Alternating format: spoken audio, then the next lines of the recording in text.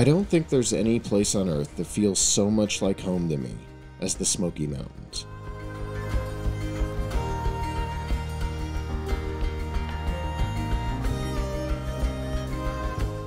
Growing up, my family visited the town of Gatlinburg every year, usually multiple times. We camped outside of town, only driving in for the occasional breakfast or dinner on the parkway. The rest of the time was spent in the woods near our pop-up camper.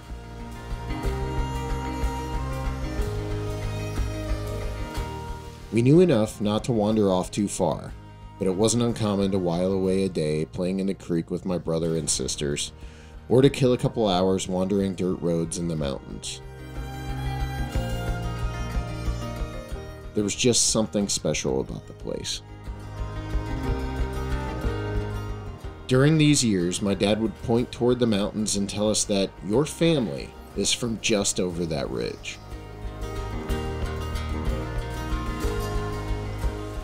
My dad proceeded to tell us stories about visiting his uncles and aunts who lived near Bryson City, North Carolina.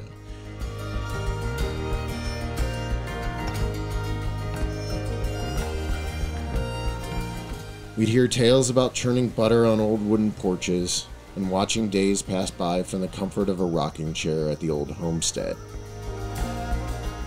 He would recall walking across a swinging bridge stretched over the Little Tennessee River with his dad when he was a boy. That story in particular was one that was told so many times I could practically recount it word for word. I never thought much of any of it until I got older. They were just stories about people I'd never known in a place that, close as we were in Gatlinburg, I'd never actually visited.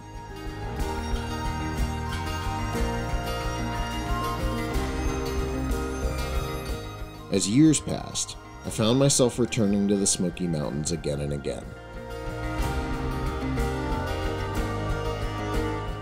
Every visit would begin the same way.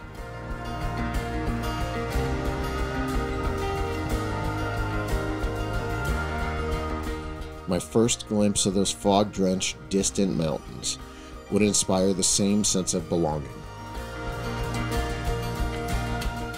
The feeling that I was home.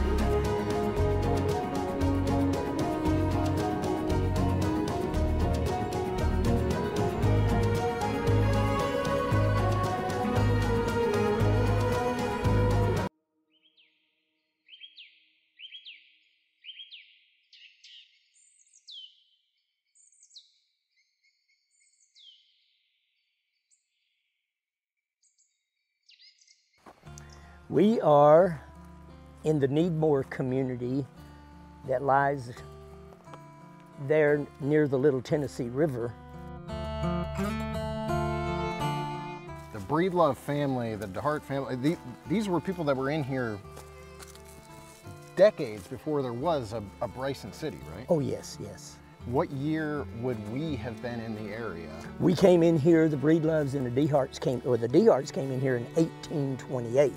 Nathan came in here with his 2 sons and 1 daughter, and they settled the area.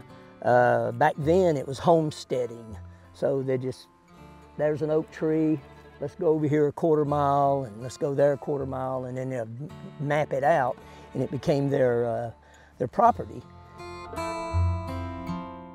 The other son, John, decided he wanted to go into the little town of Bryson City and get into politics. He was a very important person doing that, but William, our side, with Sarah Minerva, one of William's daughters, which is from the Breedlove that married John Watkins. They stayed out here raising children, building schools, building a church, and just Christian folks. That's what they did, and farmers. That's all they did their whole life. I don't know if William went to Bryson City more than 20 times his whole life. He stayed right here.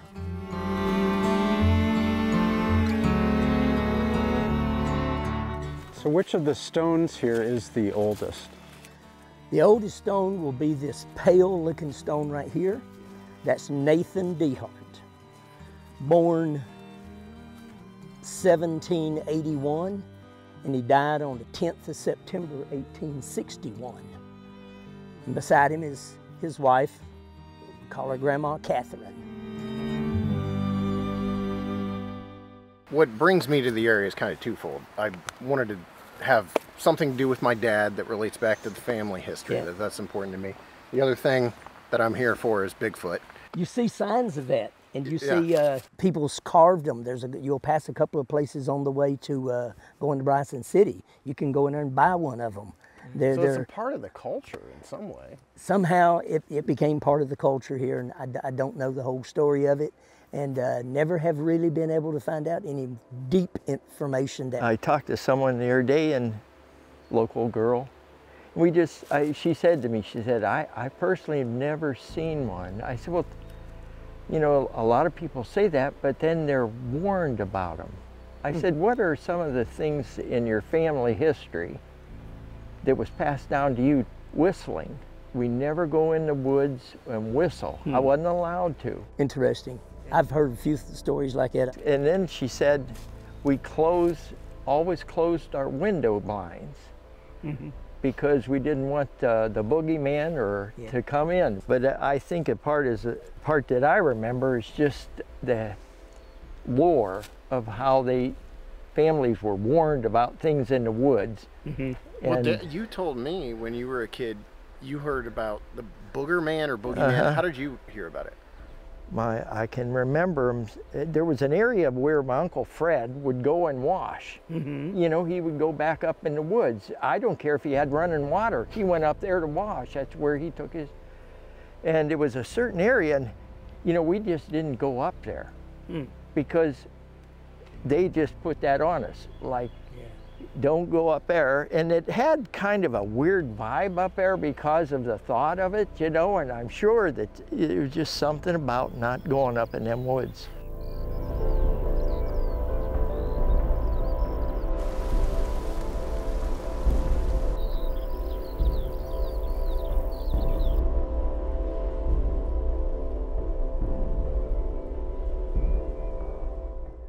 You expressed concern about what happens to the cemetery when you're gone.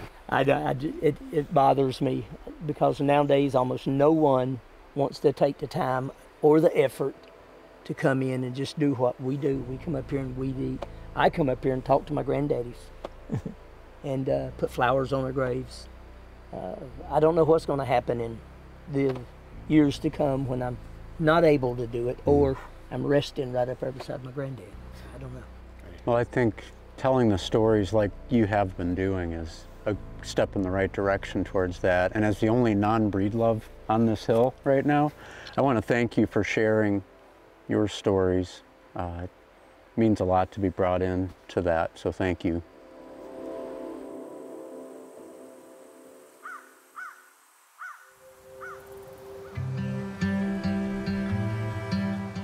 Western North Carolina obviously has a beautiful landscape. I mean, with rich, rugged mountains, a lot of greenery.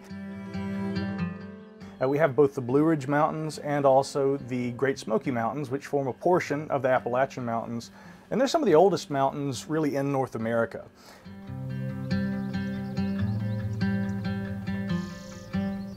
Some of the highest points in North Carolina are these mountains here. The Great Smoky Mountains are also the oldest mountains on planet Earth. A lot of folks back then said, wait, we got the Rocky Mountains and stuff. The Great Smoky Mountain National Forest and Black Mountains going down from Asheville are older than the Rocky Mountains. You look at the Rocky Mountains by comparison, and you can tell that the Appalachians are much older. But there's still a whole lot of rugged brush, I mean, some very inaccessible areas throughout parts of western North Carolina. Having grown up here, I've actually visited a lot of those myself. And it seems strange, I guess, to a lot of people to consider that very welcoming. But I mean, it's home to me, having literally grown up in the forests right around the great, Smoky Mountains National Park and the greater Asheville area. Lots of beautiful hiking, but again, it's an area that has a lot of wildlife, a lot of history, probably a lot of secrets too.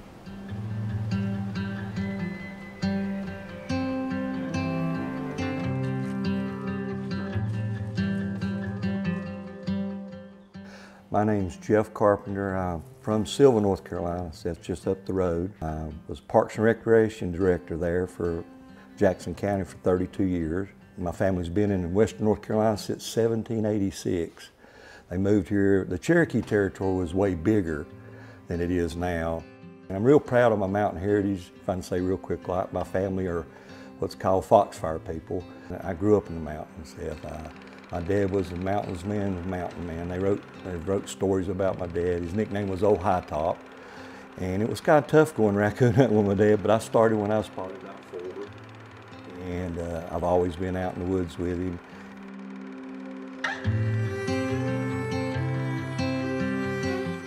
And I've kind of gotten way back into that as I've gotten older. My dad's been passed away 32 years now, but he really was a real special person, taught me a lot about tracking, hunting, fishing, things like that.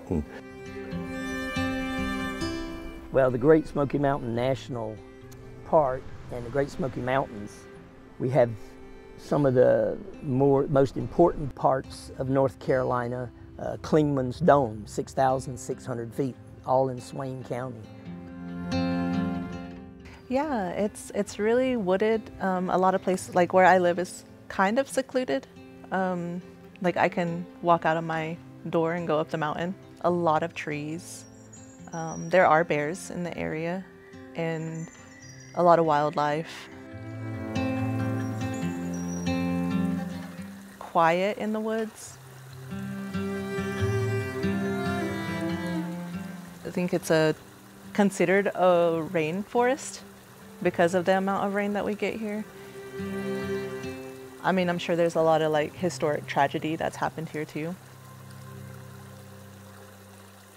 So the geography is just like very mountainous, very protective, because for us we had the valleys where we would sit and do our farming by rivers, but then we were almost cut off from the outside world, and during contact they had a lot of trouble getting through here because it wasn't just an open road. You had to go through these mountain passes. And within these mountain passes, there have been several celestial beings that have inhabited them for their hunting grounds or just where they, lived.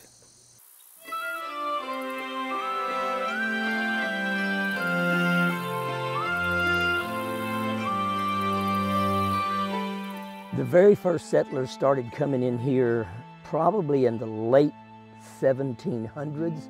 They migrated, they of course came over and from ships from Europe, and they came down through New York, Pennsylvania, New Jersey, and they started migrating into the Appalachian Mountains, which is where we're at right now.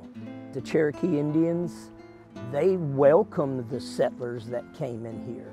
Some of them, John DeHart, who was one of Nathan's sons, the first son born, the second one was my granddad, William, up here. And John came in here and became actually a translator. He learned the language and they helped, traded furs, skins, pelts, things like that. And then later, as they seen that these people came in here with families, women and children, accepted them with really open arms. Cherokee Indians was an extremely peaceful nation. Yeah, well, you're basically in the homelands of, the Cherokee. It's been home to several tribes over the years, but so Western North Carolina really much was like the central location for the Eastern Cherokee, and we're still here, still thriving. We still are connected to the land, and so as you look behind us, there are mountains, and each mountain might not have a name specifically, but they all serve a purpose. And there's a few mountains you can point to that will be connected to our histories, which a lot of people call our myths.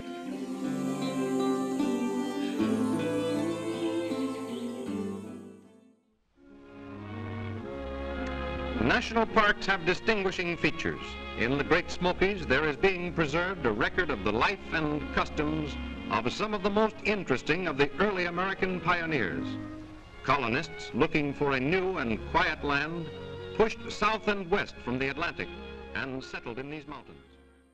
In 1934, Congress established the Great Smoky Mountain National Forest. The majority of it is all of Swain County and the Qualla Cherokee Indian Reservation. It's about 280,000 acres of property in Swain County.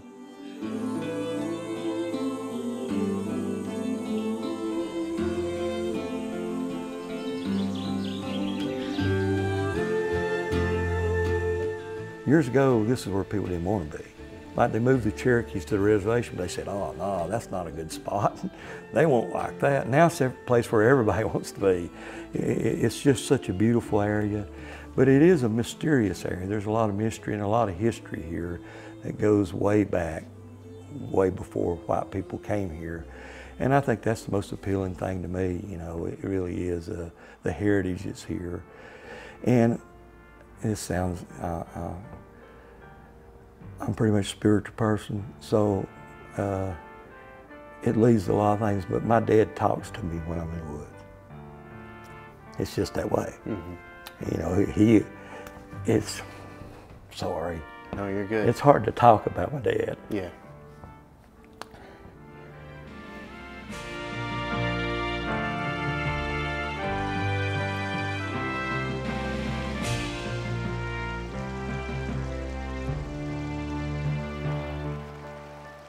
Well, first of all, Smoky Mountains is one of the most visited parks in the country. I think the most visited. But it's got a very vibrant ecosystem. So I think it's about 56 miles long and it's mountainous. And, you know, all the creatures are very densely packed. So you have large carnivores. When it comes to, because again, there's about 135,000 square miles of southern Appalachia that constitutes temperate rainforest with very high annual precipitation. And it's one of the most biodiverse regions in terms of flora and fauna. The only more biodiverse temperate rainforest on the planet is in central China. And because of that, it's so productive that animals, you know, require smaller home ranges because a smaller amount of this land produces the same amount of food that a larger area of land elsewhere produces. I think in my area, there's a black bear every 1.2 square miles. So it's an environment that consistently supports large predators. In fact, the bears in the area hardly ever go into hibernation. They don't need to.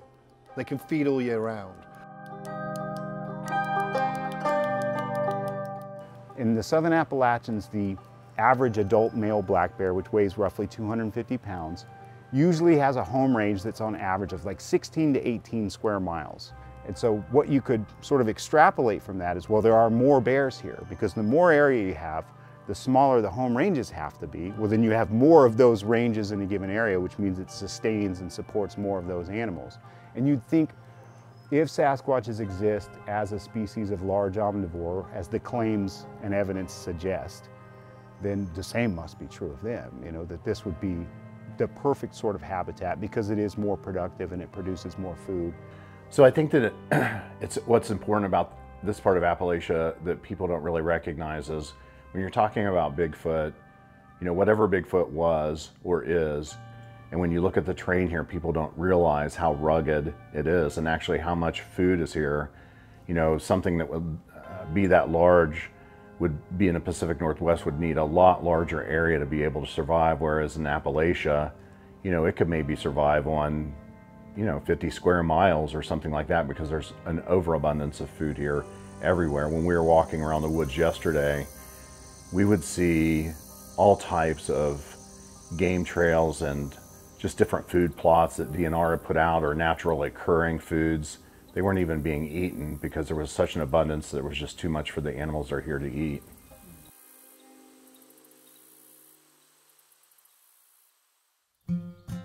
It was inevitable that I would head to the North Carolina side of the Smokies due to my family's connection to these lands, but there was more to it than just ancestry that brought me here. The Tennessee portion of the national park is far more populated, with an endless array of homes built or being built all over the mountains near Gatlinburg and Pigeon Forge.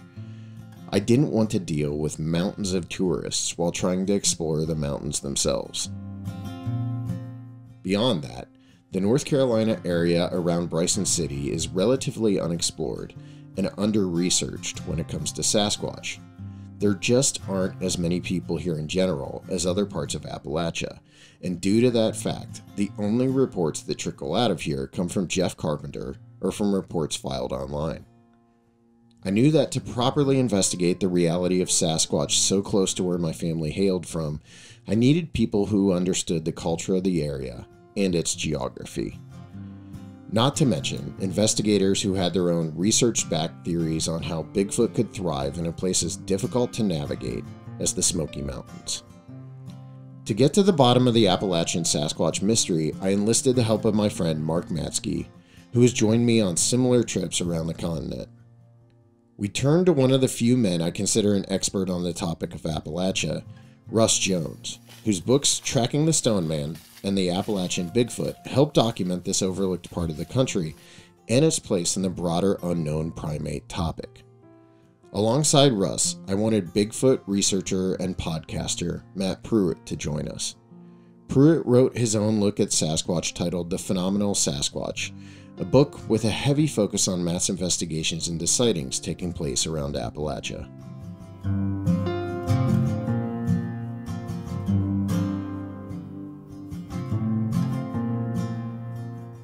So we're in or near Nantahala National Forest, and Matt, you were telling me you've had a lot of experience in this area, correct? Absolutely. Yeah, this portion of the Southern Appalachians is really close to where I grew up, so I spent a lot of time here. Some of the first field experiences I had were out in this general area, taking a lot of eyewitness reports, and love coming back here. Russ, the Appalachian area, to me, you're one of the experts on the area. You've written the books. What does this area offer for like Bigfoot habitat, do you think? I'll tell you, one of the most special things about this area is the inaccessibility. There's a lot of food sources, maybe as much food per square mile as anywhere in the entire country. It allows for animals like that to exist.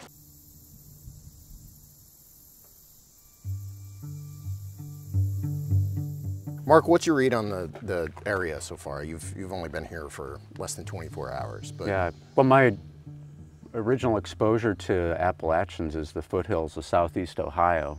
So it's really something for me to see how much more dramatically the mountain heights get, and the valleys seem to be far more isolated and inaccessible. So it's pretty neat to be out here, and I look forward to exploring some of those shadowy areas a little bit more.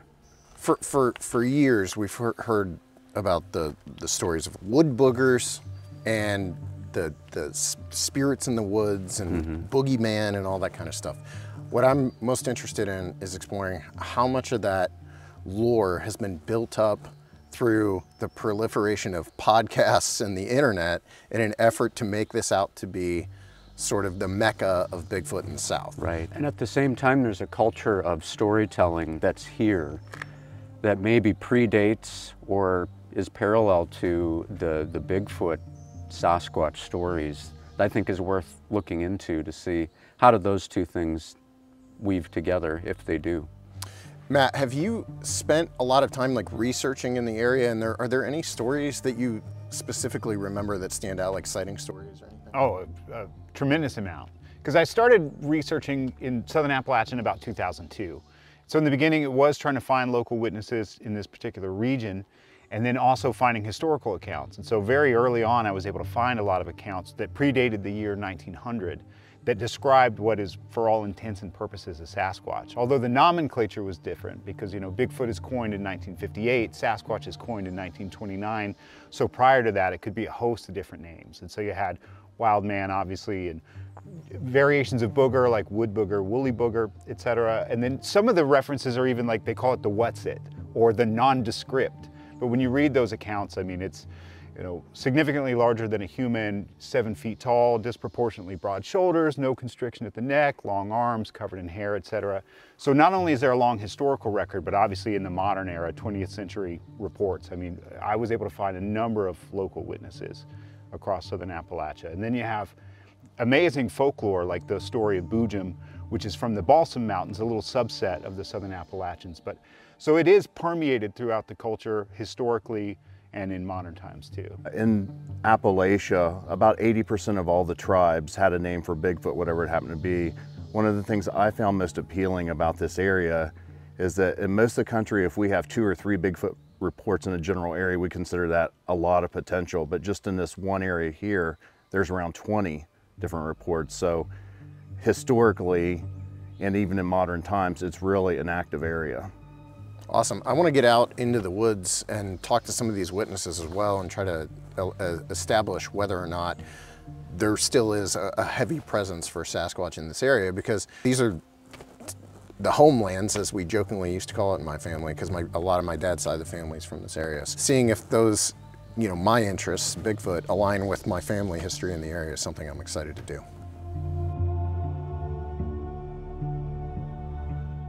Is storytelling an important part of the culture here? I think that some of it comes from the heritage of the people that came here from England. You know, they had a great history of storytelling there, and a lot of it is the environment that we live in.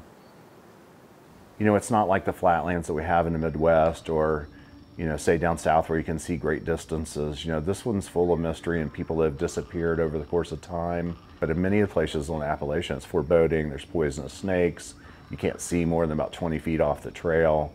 You know, I think that the environment itself lends to the mystery in Appalachia. The southern Appalachian Mountains certainly have a rich storytelling tradition. When I was a child, we would have storytellers come to the elementary school and they would talk about the legends, you know, of the Appalachian Mountains.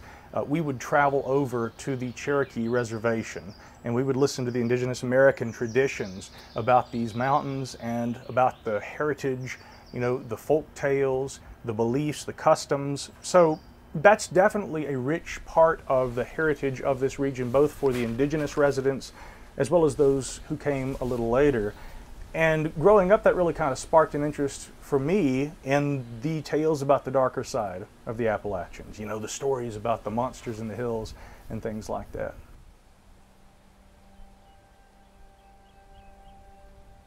Storytelling is a hard concept to like really explain, because like I come from a line of storytellers. For Native people, oral histories, oral stories were that. We didn't write things down. Writing system is a newer form, like specifically for the Cherokee, because they weren't just stories, they were advice, they were guidance. Because there are bigger things out there. There are things in the waters, there's things in these passes that you give prayer to or you ask permission for. And so it's a series of like, you know, in a sense commandments, but it's also cautionaries. I always preference understanding those things, but don't look at it as a mythology. Look at stories as your history that you're connected to, because when you learn about these things, it's telling you the geography, it's telling you the, you know, the anthropology, it's telling you the genealogy of all these things because you're connected to this place.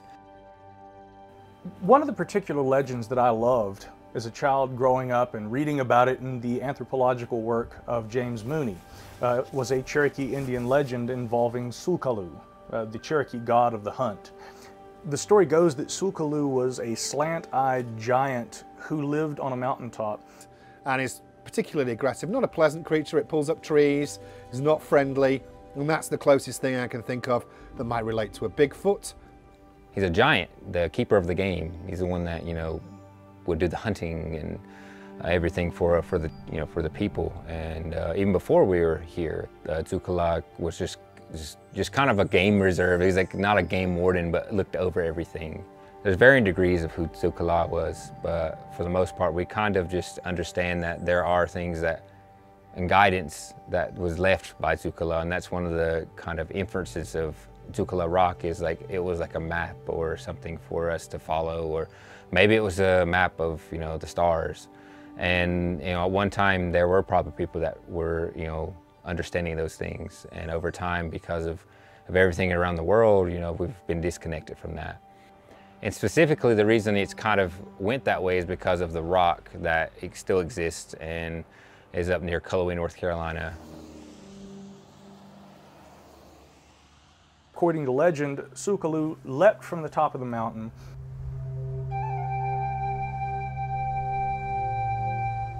and he lands, and as he hits the ground, he steadies himself and left a handprint in this massive soapstone boulder.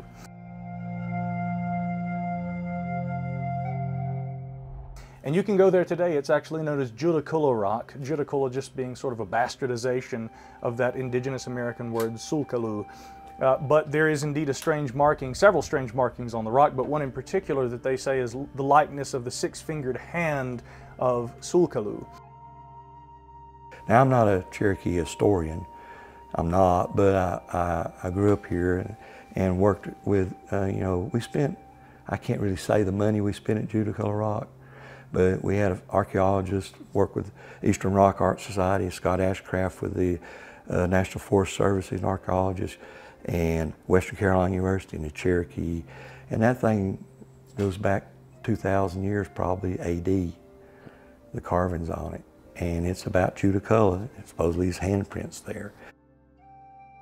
I firmly believe that that was a real thing. Now it might have got changed a little bit. You know, Seth, most things that are myths are based in some form of reality. I know y'all worked on that. So some have looked at that story of the Cherokee god of the hunt and said, you know, who was this giant with these slant eyes? What's being described there? Really, it seems to be a traditional narrative, more than some sort of a link to something that actually happened in the past, but it has caused people to wonder. And for me, I've always just been fascinated with that particular story because, again, it's a part of the heritage of the original people who lived in these mountains, that there be giants, so to speak. And they've preserved those legends and continue to tell those stories today. I know a coworker of mine that I work with, and they were talking in Cherokee one day about this take on, you know, there was a race of giants, and so Sulkaloo, could he be an extension of that? Could there be a race of large people that had inhabited this plain? And is that possibility why like Bigfoot might be connected to a race of giant people? And so it's like when they talk about giant people, maybe they're just talking about Bigfoot. They just don't acknowledge, you know, the specifics of like a hairy primate or a hairier person maybe. So the Cherokee people, we have a lot of legends that's been back for many years. So we do have a lot of myths that come from like the mountains. But we do have a lot of our elders that believe Bigfoot, that he's our protector.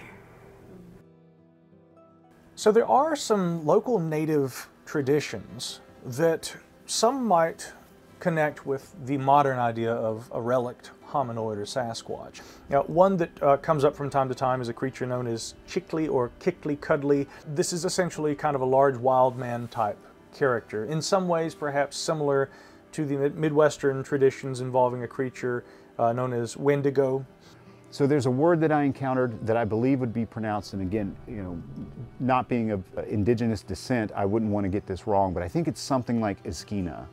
And it means something like a spirit. I've seen it interpreted as something like a ghost or even something like a demon. And so a lot of anglicized versions of that spell it just Skina. And I've also seen references that say that that represents some kind of hair-covered forest ghost or hair-covered forest demon. In my part of Appalachia, which is not very far from here, there was primarily 5 Indian tribes, Native American tribes. Each of those had a name for Bigfoot.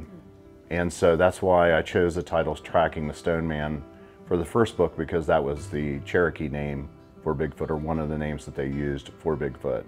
And sometimes we don't really understand the Native American dialect exactly what they mean. Like, you know, one was called Stonish Giants, one was the Stone Man. You know, does that mean that they're up on top of the hills?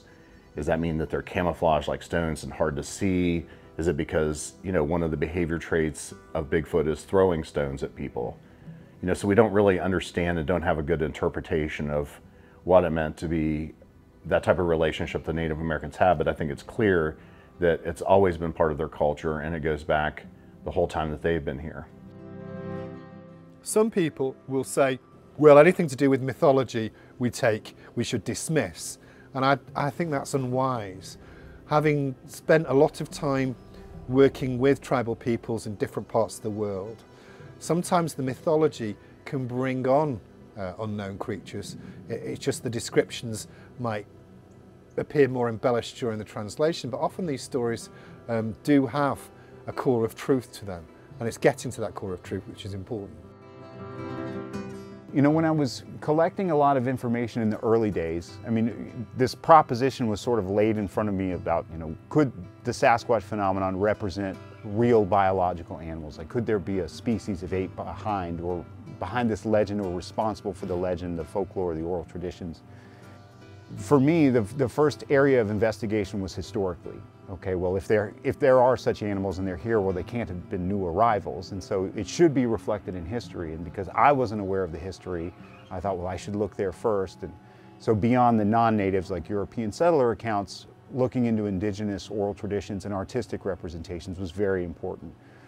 So there are indigenous representations that I think could be reasonably interpreted as associated with, or at least analogous to, the Sasquatch phenomenon.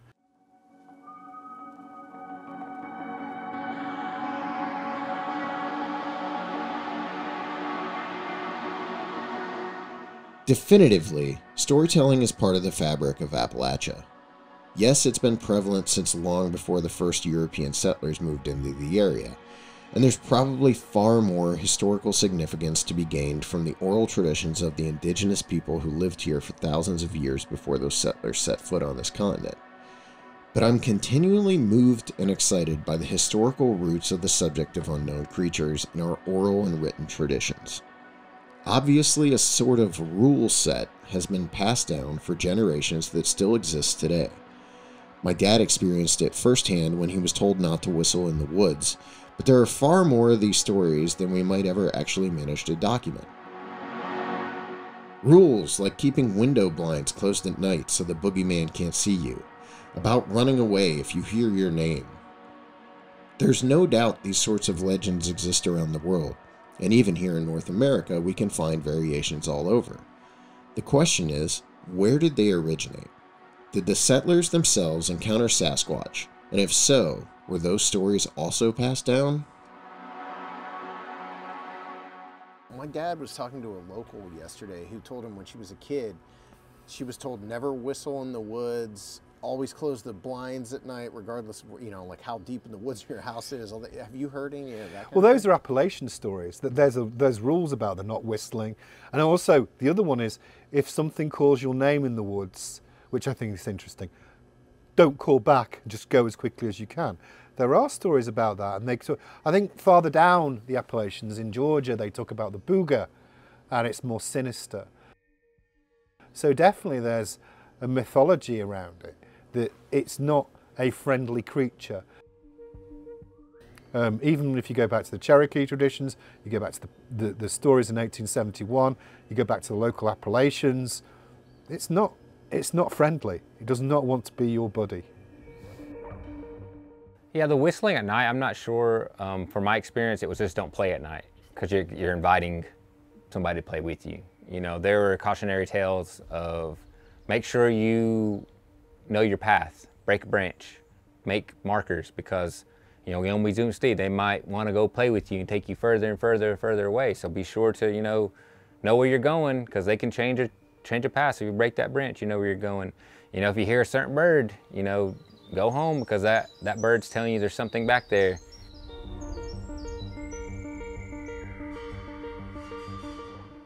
Did you hear when you were a kid, like, don't whistle in the woods? Yep. Or can you tell me about We that? whistle, but yeah, you didn't want to whistle of a night. That's what I always heard about, you know.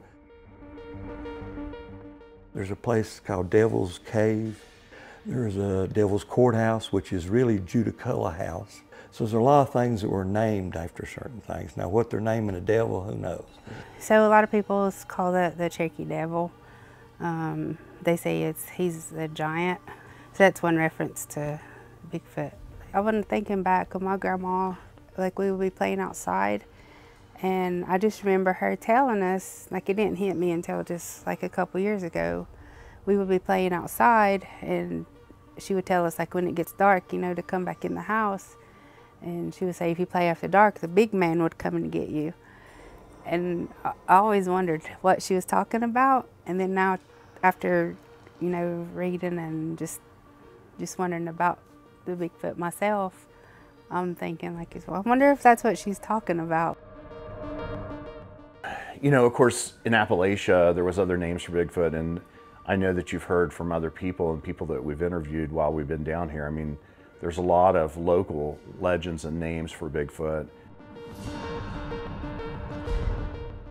And the one that's most widespread, of course, is Wildman, because they didn't know what to call Bigfoot in the beginning, and in the early newspapers, going back into the 1800s, and that's the earliest reports I'm aware of in terms of written. Now, across much of Appalachia, when the pioneers were coming through, they were calling it Yahoo. You know, they didn't know what a gorilla was. They didn't know what an orangutan was. They didn't know what a mountain gorilla was. They were just relating it to, in their own life, whatever it is that they'd seen and they heard, and thus they came up with Yahoo or Wildman.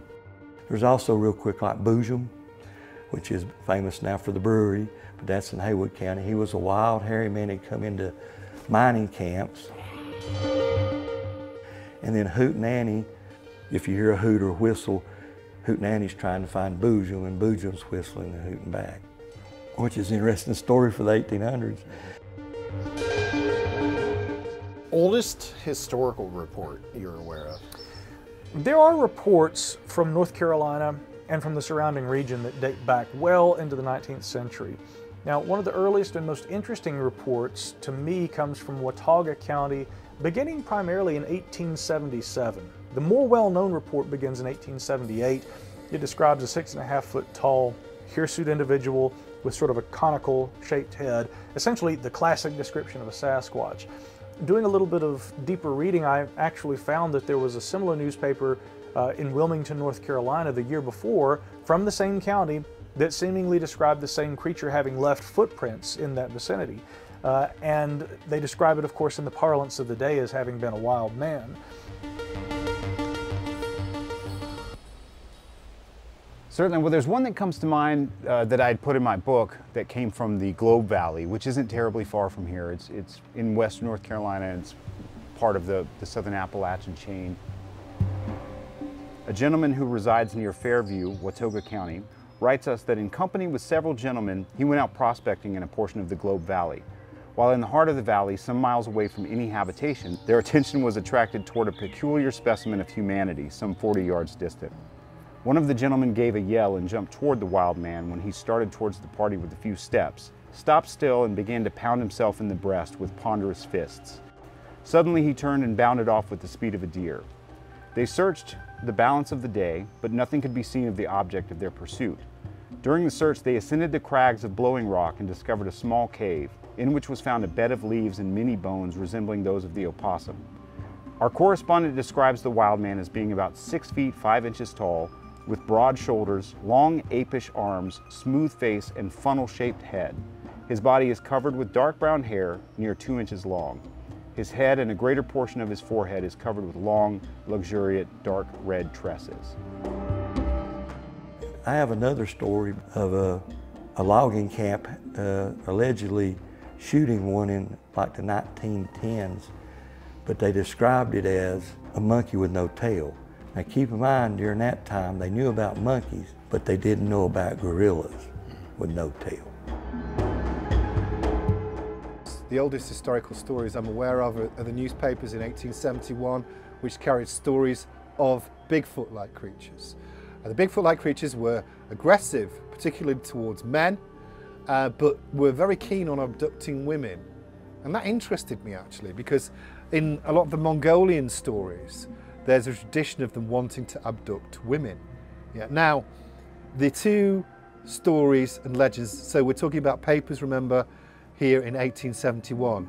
The Mongolians have legends going back hundreds of years talking about the desire for their Bigfoot, the Almas, to abduct women as well. What's really interesting about these reports is that there are some modern scholars who would argue that essentially prior to the 1950s and the cultural arrival of Bigfoot, that really we only had stories of wild men. Occasionally you hear stories of Wutsits and gorillas and things along those lines, but they, for the most part, try to make the argument that there were no descriptions of large, hairy, bipedal humanoids resembling gorilla-like creatures that are consistent with our modern idea of Bigfoot until the 1950s. But if you spend any time going through newspaper archives, you'll quickly see that very, very vivid and detailed descriptions that perfectly match our modern concept of Bigfoot are rife throughout history. You know, everyone today, I think, kind of has a mental image of what the Sasquatch is supposed to look like based on things that they've seen and not just things that they've heard. So the further you go back in time and find references to things like disproportionately broad shoulders or disproportionately long arms, or especially that peaked or coned head, something indicative of a sagittal crest, you think, well, what inspiration would they have had for making such claims? The lowland gorilla had barely been discovered by the Western world at that point in time. You know, that was Paul Deschailloux in the mid-1800s, and then he wrote about that in a book. I think the first book was called Explorations of Equatorial Africa, that I think was published in the 1860s and, you know, disseminated to some degree in the aftermath, but who knows how widely that was read in southern Appalachia. And so it wasn't like a lot of the local residents were, you know, reading these reports and these books of the discovery of the gorilla and then incorporating that into their folklore.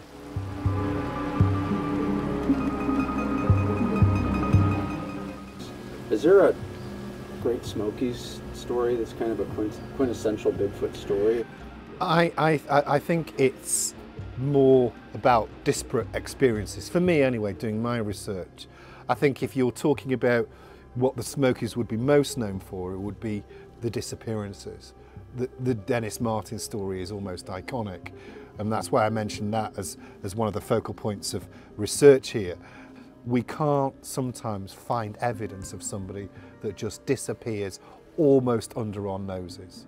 So the idea that a Bigfoot-like creature could not exist and merge in with the topography, scenery here is inherently implausible. Bigfoot, this is the perfect environment for a Bigfoot. The ecosystem's right, and you can survive all year round, and there's plenty of food to eat. So if Bigfoot's going to be anywhere, I would suggest the Smokies is the perfect environment for it.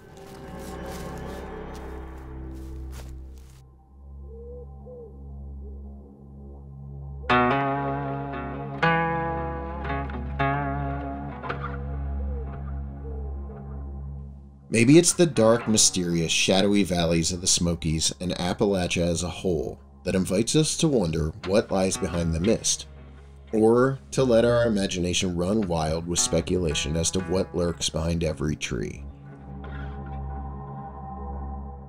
It's not an easy place to live, and it was far more difficult in the 1800s and even into the 1970s before highways and paved roads cut through the land like a massive scar.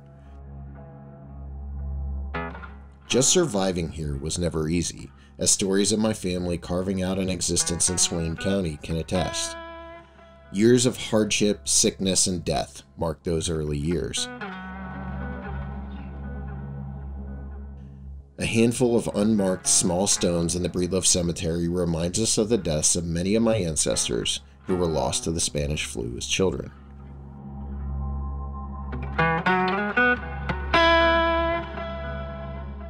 Appalachia has its Sasquatch lore, like any part of the country, but so much of it revolves around cautionary warnings about not letting your guard down when dealing with the creatures. It makes sense that in a place like this, Bigfoot would have been seen as one more predatory creature to watch out for. They're presented at times almost as tricksters, and so many of the warnings passed down over time seem to involve the notion of Bigfoot as a master of abduction. Even the historical newspaper accounts can take on a darker tinge here, with stories of hairy wild men attacking miners and running off with livestock. The legends persist despite the lack of evidence, and the historical accounts of marauding Sasquatches kidnapping people do align with some native stories that talk directly about the same thing.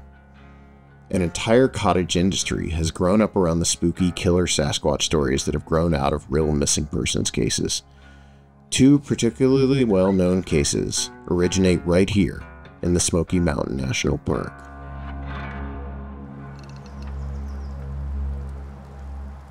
The case that I think for me and for a lot of people that has been a benchmark, and especially for me because I've been to the location, ground zero you might say, where this disappearance occurred over in the Cades Cove Wilderness, and it being regionally of significance to me, is a case from 1969 involving the disappearance of Dennis Lloyd Martin. This was the famous case when Dennis Martin, a 6-year-old boy, in June, I think it was, 1969, went missing. He had just been out with his family picking berries. It was a traditional family camp. They did it every year. Dennis was hiking on Father's Day weekend in 1969 with his grandfather and his father and his older brother Doug. And as they were making their way the following morning after a full day of hiking and staying in a shelter right there on the Appalachian Trail, they hiked down the Appalachian Trail, which literally at that location is the very backbone between North Carolina and Tennessee. So you're hiking along this mountain ridge that is the state border, and they're hiking the Appalachian Trail. They get down to what's called Spence Field. They have lunch. The kids are out there playing at Spence Field that afternoon. And at one point, Dennis and his brother and 2 other boys who were actually also with a separate family, but also with the last name Martin, they're all playing together. And the boys kind of huddle, and they are obviously planning something. They're going to run around and separate and then come back out of the bushes and scare William Martin, who is Dennis and Doug's father, and then of course Clyde, the grandfather. All the children emerged from the brush except for Dennis.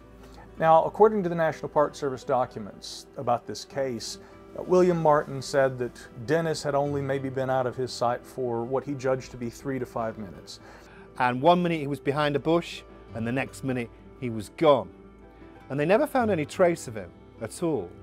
Over 1,400 people that searched for him, including at one section, at one time, some of the Green Berets. I was 9 years old when Dennis Martin disappeared. I remember it vividly. It was a screwed up mess with the search. Everybody knows about that. The real tracker was J.R. Buchanan. That's the one that was famous. He found James Earl Ray when he escaped prison in Tennessee over at Brushy Mountain. That was the only person he didn't find. He never found a body, never found a shoe.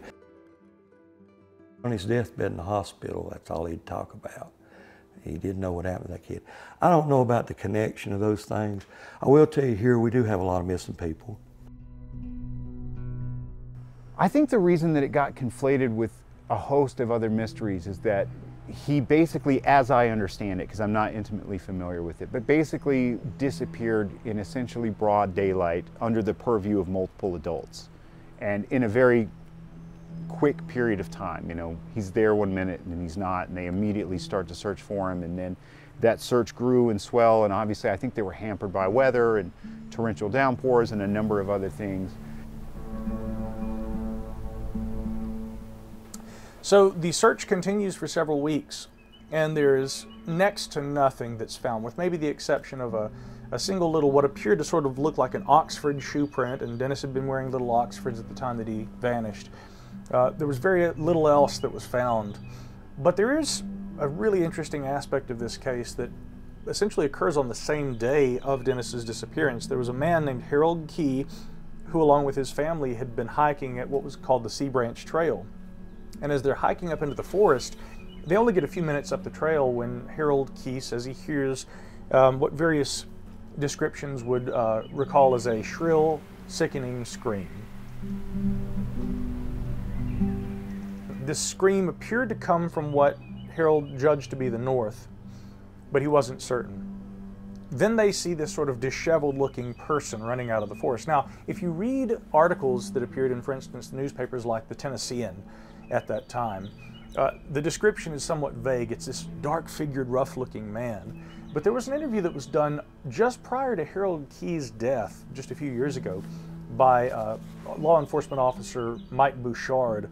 And it's very revelatory what he was able to glean from this case after speaking directly with Harold Key after all these years. Harold Key said unequivocally it was a man, that he was wearing a dirty looking kind of t-shirt, and he jumps into a white vehicle, spun gravel as he's leaving. So it wasn't some sort of wild looking person per se, it was just a rough looking guy, but a dude wearing a t-shirt. But the other thing is that Harold Key reports this to the FBI because at the request of Dennis's mother, the FBI had been brought in. Normally that would only happen, of course, if they're investigating a possible homicide or a kidnapping, but there was no evidence ever found that seemed to strongly indicate that either of those were possibilities. There's also the theory that the wild-looking individual that was seen by Harold Key might have been a Sasquatch. And, you know, again, I think that if you read most of the popular books about this, that's never explicitly stated. I think a lot of people have kind of, you know, gravitated toward that theory after reading about this online and watching documentaries, hearing podcasts and things. But again, I point back to the interview that Mike Bouchard did with Harold Key, where he pretty explicitly describes how the individual that he and his family saw had looked. I don't think there's a very good case to say that this, you know, rough-looking individual was anything akin to a relict hominoid. Dwight McCarter, the tracker who had been involved in the search effort, literally beginning the morning after Dennis's disappearance, many years later confirmed that indeed there had been, as he termed it, wild men who were living in the Smokies. But he was very clear in stating, what I mean is that these were people who were living off the grid, who were living ferally. And he knew that they were there, according to McCarter, because one of the park rangers had actually been attacked the year beforehand, and because of this, many of the rangers were being required to carry sidearms or other forms of you know, self-defense following this attack. And to this day, you still hear stories about people who live off the grid, you know, so-called wild people. What would the purpose be of taking people? Like if you're a Bigfoot, what's the purpose of taking people? Well, that would be the ultimate question, wouldn't it? I mean, if you were going to take somebody, and we're speculating here because I want to be very, very respectful, so I'm not going to associate necessarily with the missing people, but the easiest explanation would be that you're hungry.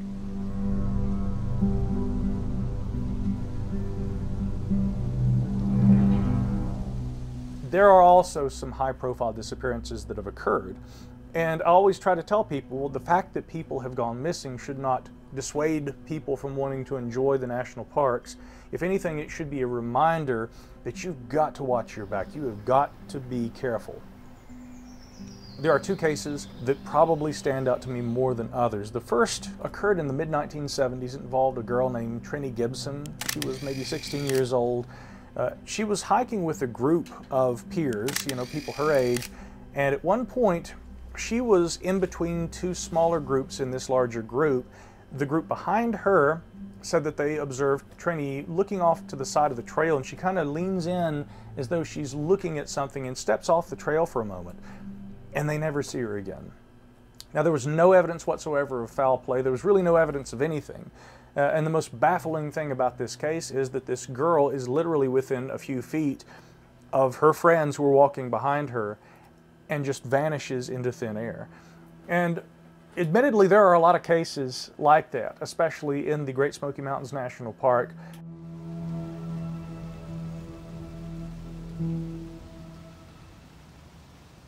You know, I've taken a lot of reports out of some of the national forests that are near here within a couple hours. And actually one of the most scary reports I've ever taken in the last 20 years of over 1,000 witnesses took place in not far from this place. And it gave me pause when I came here thinking about that, because I know when I originally took that report, for the next several times in the woods, I was keeping my eyes open a little closer and paying more attention to my surroundings all the time. Two girls that had graduated high school and they went camping with a group of friends. The girls went there earlier, and she told me that they were doing a walk-in campsite. And when they were walking in, it was about a 15-minute walk. And when they got to the campsite, they heard, you know, kind of a sound like a wood knock or something, a piece of wood hitting another one. They thought that someone was there and they called out. Well, the next day they were walking to a waterfall. It's about an hour-and-a-half walk. They never saw anyone, no one's around. They thought that they heard laughing. And they were in the middle of this rhododendron patch. They couldn't see very well. And so the one girl said, come on, and they crept through there, and there was one last little turn before they got to the creek, and they couldn't see anything, but when they got to where it was opening and they could see this little creek, it was just like movement erupted all around them. And there, standing in the middle of the creek, about 20 feet from them, was a very large Bigfoot. And she said, then we heard a noise off to the side of us, and we turned and we looked. We didn't see anything. When we looked back at the Bigfoot, it was leaned way back. And she said, we just kept staring at it, and it took its hand and hit against its chest, and it said, "Mwah." And she said, then it crept very slowly backwards. And she said one foot would go right behind the other foot, almost seeing the foot grab the gravel as it walked backwards. And then right when it got to the edge of the rhododendron bush, then once again it hit its chest and said, "Mwah." And then it just stepped into the bushes and disappeared. And when it did, then she said it sounded like the forest erupted around them. The branches were breaking and things were flying. And she said they literally just covered their head. They didn't know what was going on. The one girl looked at the other one, and of course they were both sobbing. The one girl said, you know, what was that? And she's like, I don't know what that was. And they walked over, and there was a little rock precipice there, and they saw something on that, looked, and there was a bunch of crawdads laying there. And later they really feel like they had just caught them off guard and interrupted them when they were, you know, feeding on crawdads.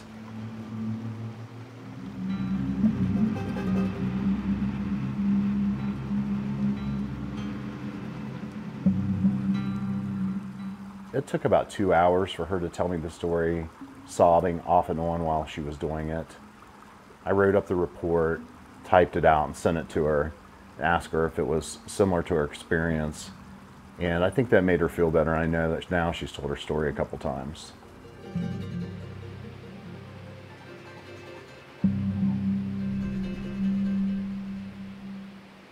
Do many people go missing here? No, not really. Only hikers that get lost in the woods, and some of them, and that happens every single year, several different times where hikers come in and they just go along. We have a saying here in the mountains, if you ever get lost in our mountains, find the possum, because he will go to the middle of the road, and then you should be safe.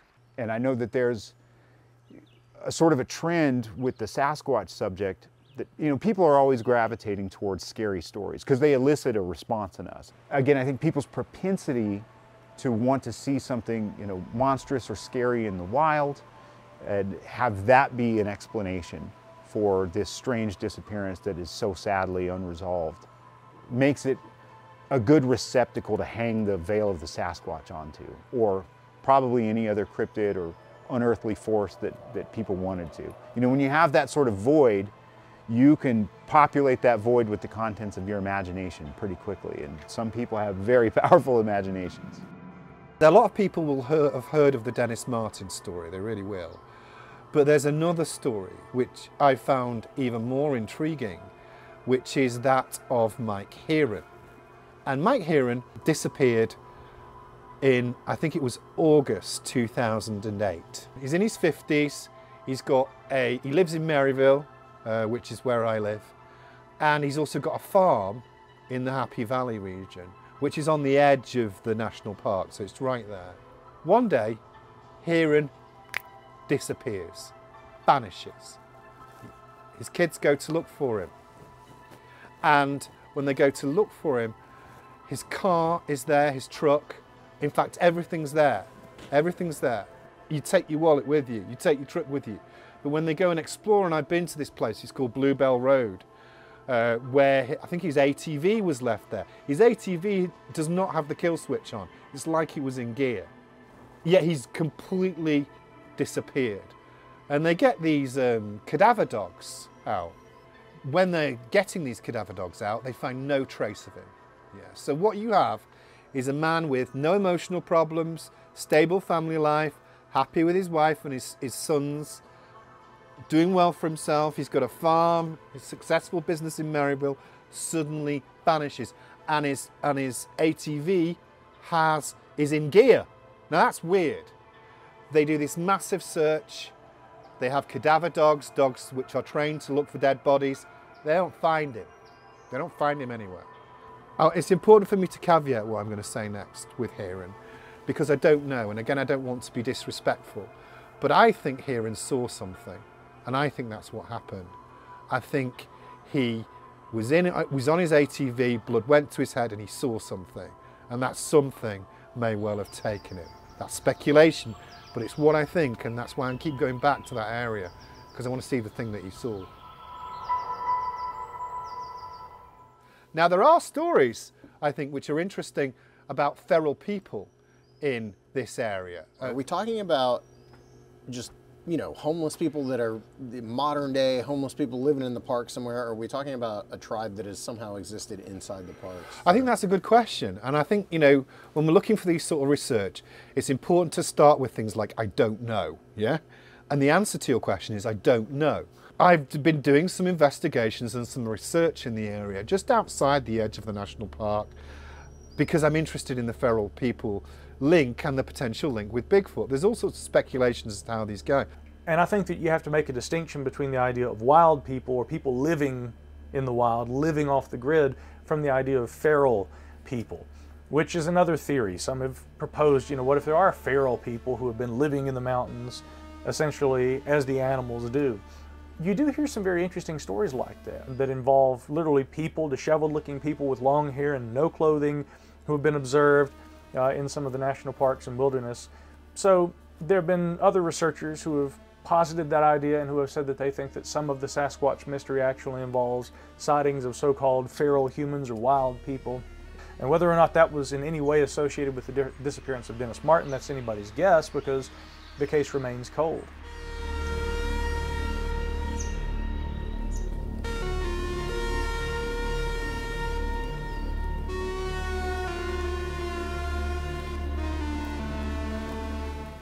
As someone that worked in the area for a while, are you aware of this idea that there's like feral people living in the park? Feral people, they are. They're people, they try to patrol them as best they can, but they are feral people. I've came up on camps. You know, came up to camp one time, had a suicide note, had to go get the rangers. We never found anybody. I guess he just left. So it could be, you know, they are feral people. It would be unlikely if it was homeless people. I think they'd leave visible traces, and a lot of visible traces. And I think that the feral people story is well worth investigating, because there are a lot of caves. Whether people could survive and then pass away or come or new, I don't think it's specifically a tribe. I have heard legends in Cades Cove about a group of people who have thrown rocks at a ranger there when he was closing down one of the churches.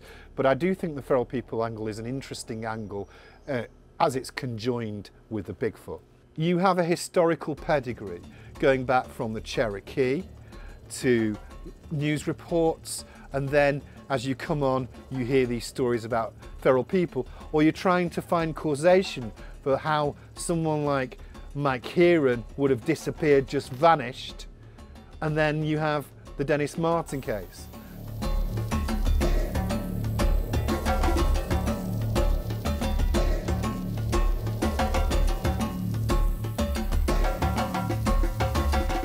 So we've been talking to a lot of people over the past couple of days, and one of the things that keeps coming up is this idea of feral people as being a possible explanation that at least intersects with the Bigfoot subject in some way. In my experience, it seems like it's an internet phenomenon, because growing up around here, I never heard any of those stories. And not that I would just like naturally come across them in my youth, but then when I was actively seeking out Sasquatch related stories, or, you know, sometimes you ask people in the context, ever seen or heard anything weird around here? And I never encountered those. You know, I've interviewed a lot of people, and I hadn't really heard it until the last couple of days when, you know, I'd heard it on the internet and I heard it through some of the witnesses that have been here, but in terms of the witnesses I've interviewed, I really haven't heard it be part of the culture in terms of relating to Bigfoot at all. I think it was Micah that made the differentiation between feral people and like homeless people living in, you know, wild spaces, because that's we know that that happens. But when they talk about feral people, there seems to be like they're actually intimating that there's like this tribe of feral people who live off the land, who've lived out here for centuries, and they've just never come in out of the cold. Well, being from this area, Southern Appalachia, and living in other parts of the country, you really get exposed to what people's views of Appalachia are. It does seem to me more of like the kind of thing that people who are not from Appalachia are quick to believe that it's the sort of place where feral people do exist, but I doubt you'd find anyone from around here that's like, oh yeah, I've heard those stories. You know, it seems to be the internet culture imposing that view on the region, you know. We asked Adam Davies, what is sort of the quintessential Appalachian Bigfoot case, and he didn't have one. So maybe some of that comes from just trying to put something on, you know, put some sort of label on the Sasquatch phenomena in the southern states. Is there the other question is there a quintessential case that we're just all overlooking? Because I can't think of one. No, because those things I think have a lot to do with the AP wire back in the day, and with Ape Canyon being sort of the first, because we can talk about, you know, a laundry list of historical reports, newspaper, print media articles of people claiming to encounter things that fit the description of Sasquatch.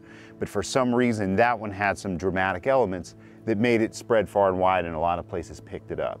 And then in the case of like Jerry Crew, well, he's got this artifact, he's got this cast, and that photograph gets picked up and spread far and wide, and there's a catchy name, you know, Bigfoot, associated with it. And so there are a host of historical print media articles from Appalachia, but I don't think any of those ever got widely disseminated. And I think that's the big difference, is that none of them made, you know, national news, so to speak, or attracted national interest. I wonder about the early reports when, you know, in the 1800s, they were calling the early print articles, they were calling Bigfoot wild man, whether that contributed to the fact that, you know, we look at it and some people are saying, well, you know, it could be human related, you know, when it's really just that no one had anything to compare it to. They didn't know what gorillas were, they didn't know what orangutans were, you know, they were just relating it to, you know, a wild person that was upright like a human. In this region, what do you feel like the witness willingness is, like the willingness factor is to come forward and share a report? It has changed markedly for me in the last 20 years. You know, when I first started, it was very difficult to find regional witnesses and to get them to talk. And I was fortunate enough that, you know, my father was the small town doctor and had been practicing for a long time. And so there was a bit of like the trust that people put in him sort of got conferred to me to some degree.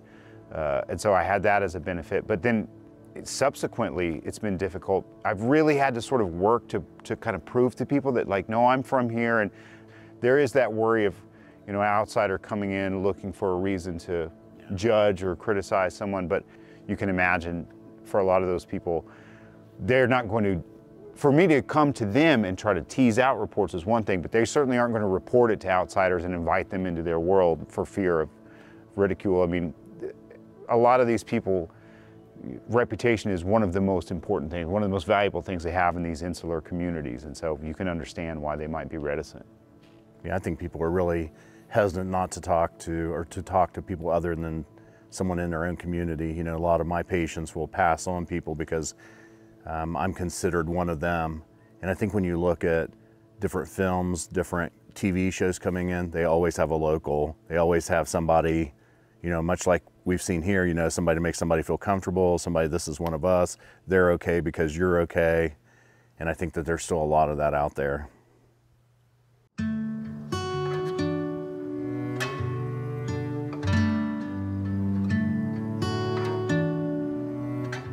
It seems inarguable that a history of Sasquatch in Appalachia does exist, and even predates the earliest European settlers that came into this region in North Carolina.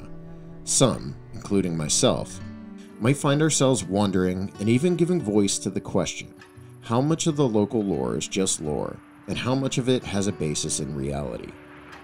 Beyond that, if what many consider to be nothing more than a mythical creature is actually a major part of the local ecosystem, then why don't we have definitive proof they exist?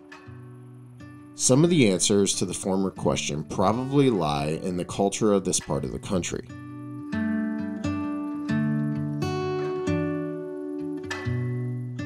I do believe that Bigfoot could exist here if it exists anywhere. There's a rich abundance of food and shelter, and the winters are much more tame than in Ohio or New York to the north. But if this creature is being encountered around every river bend, and on every trail through one of the most visited national parks in the country, why aren't more witnesses coming forward? Again, the answer could likely be cultural. Appalachian people are a hardy, self-reliant group. Even with the ongoing migration of people into this area from other parts of the country, the bulk of the local population have been here all their lives. They might live on generational land and barely leave that plot of land other than to put in a day's work. Many of them work off the land itself.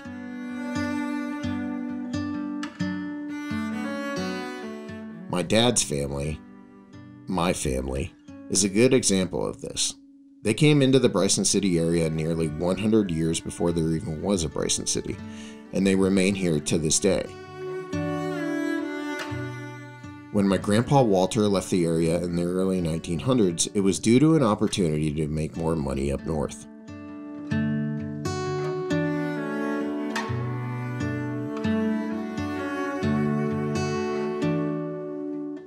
But he would return to Bryson City and Murphy, North Carolina, all of his life, and my dad says he seemed more at home here.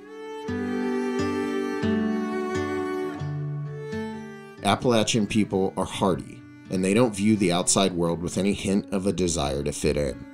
It's been in their blood since the earliest immigrants left New York or Virginia in search of lands that weren't overseen by wealthy, tax-hungry politicians.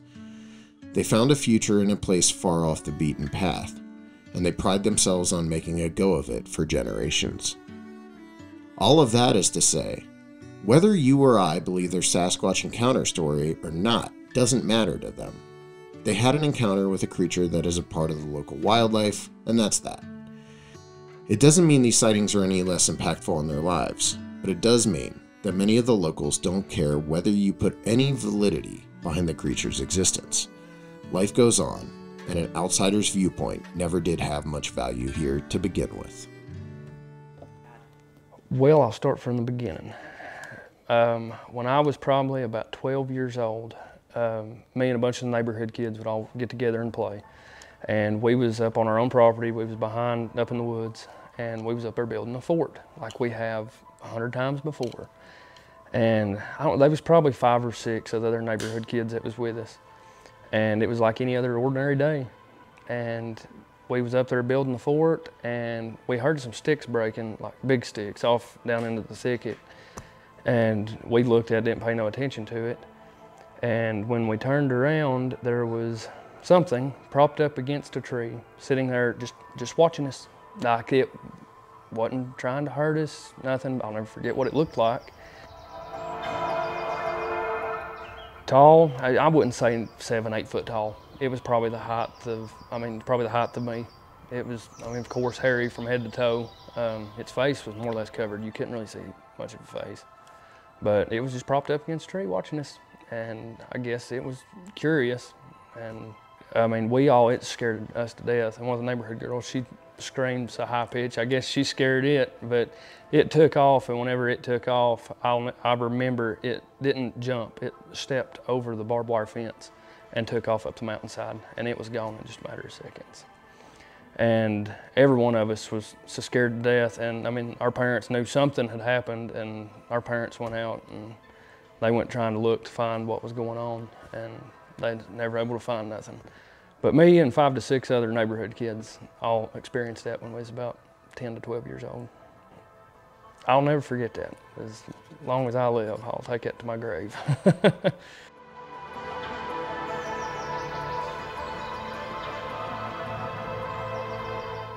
So my stepsons were in the river. They live all the way to the end of the road up in the mountains. And they were in the river playing, and they heard a holler that they've never heard before, and they knew it wasn't, anything familiar. So that scared them, and they took off back to the house. And we've had some neighbors that be up in the mountains and just hear the trees breaking, and like in the snow one time, they seen the footprints and stuff. I didn't know where they could have come from.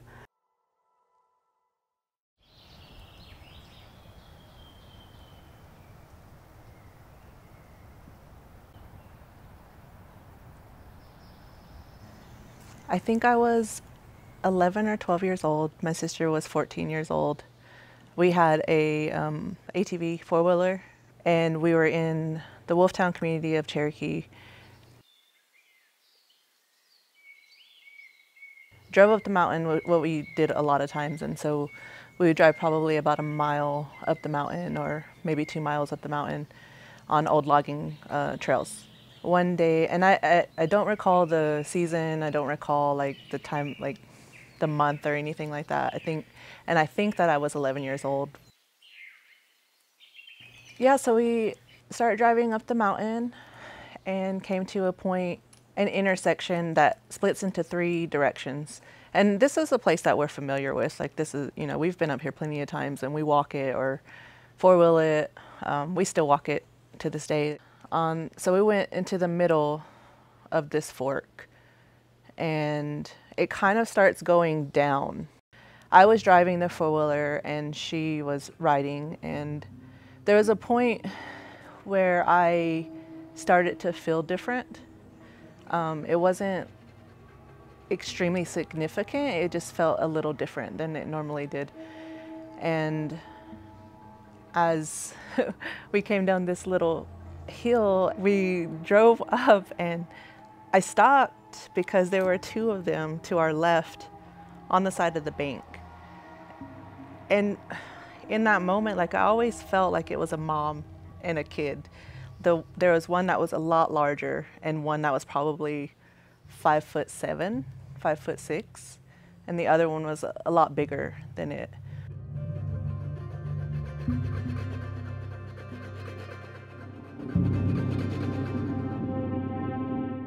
A lot of hair, dark hair, not black, but not brown, like a mixture in between that.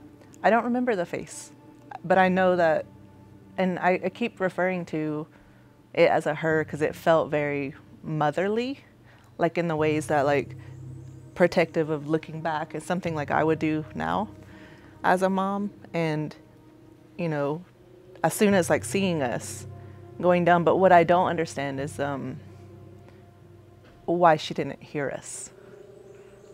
You know, like, because we were in close proximity, I would say 10 to 12 feet away from them. So it was very close, and that's, I mean, I guess I just assumed that maybe they were in a different spectrum or a different sphere, you know, of being. And what I assumed was like the mom turned, and as soon as she turned back, her and the smaller one just ran down the bank side. The little one did not look back. And he was, I just assumed that it was a boy. I don't know why I think that, but he was to the left of her. She was on the right side. And, you know, and in these mountains, like these roads, there are just banks that just go down, you know, and that's what they did. They just ran away. And we ran away. And that was a point where like I felt really, my adrenaline started pumping up, and because we had to, I was so terrified and she was terrified, and we just zoomed out of there and went back to our house, and we told my dad. He assumed it was a bear. Yeah, and for a long time I think my sister transformed her story into that, and she's finally come back around to say that like it was Bigfoot. I'm pretty sure I know what a bear looks like, and it just didn't feel like a bear. Like it didn't feel like of us or of like what we know. Yeah. My dad hopped on the four-wheeler and went up to check everything out and didn't see anything. But for a long time when I would, and I haven't shared my story a lot, I tell like close friends if we somehow get onto the topic or something, I'll like share it with them. Like one of my biggest regrets is definitely just not going to the edge of the bank and looking down. But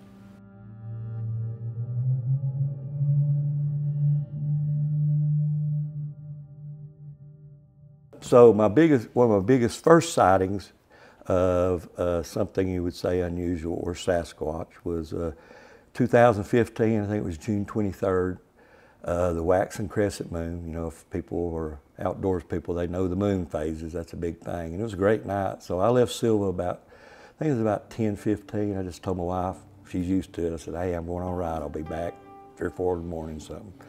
And I usually go on a gravel road way back, then I'll come back and listen, make some noise, that type of thing. Well, I'm on the main road, as it goes up to on 64. I'm a little vague about things, but that's on purpose. But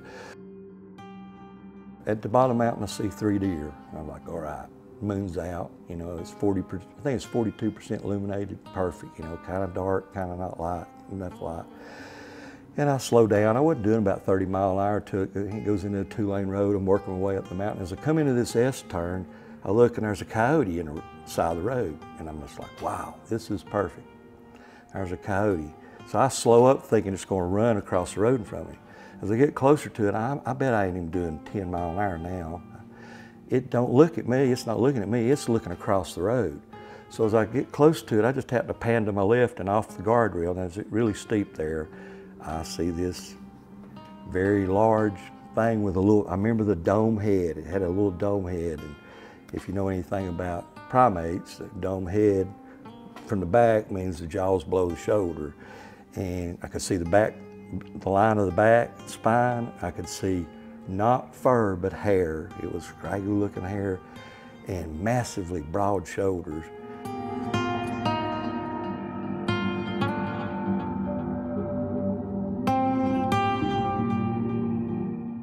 And I had audio running. I always have audio going. Don't have it on right now, but I just go into this crazy mode. I start talking to myself and answering myself. And I'm trying to say it's a burnout like a pine tree. You know how when pine trees are dead, they turn that auburn or reddish brown look to them? That's what I thought. I said, no. So I go up and turn around and come back, nothing there. And I spent a couple hours there and immediately go down and call Matt Pruitt. I said, Matt, you know, and he's like, what? And he told me a great tip. He said, Jess, just start drawing. Just go home and start sketching. And I have that artwork here for you that depicts what I saw, and that's exactly what I saw. Remember, I had one arm out like this, but it didn't turn. It was perfectly still. The details, broad shoulders, very, very broad shoulders, but narrow waist. Now, I could not see below the butt because it's off a steep bank behind a guardrail. And I had a good friend go by. He played college basketball. His son played at North Carolina. He's 6'9", so the next day I have him go stand on the side of the road, and it was just way wider than side. Now, I don't know about the height, and the shoulders rolled in, but I remember the back spine, and then in June, scraggly hair. It had, I could see, looked like skin underneath it, Seth, like a grayish looking color. There was something different there. It's hard to tell, and it was only 4 or 5 seconds, but I got a great look at it.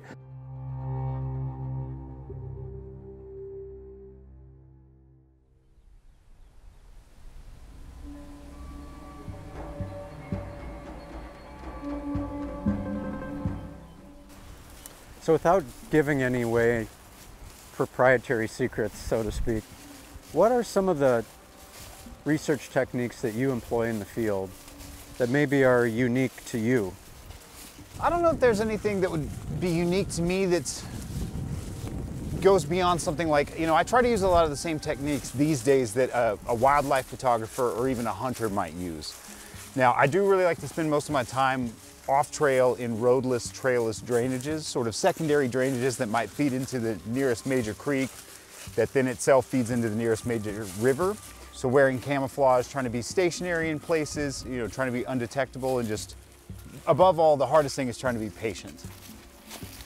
How do you select areas to go out into? Is it based on reports that you get, or do you self-identify places that seem...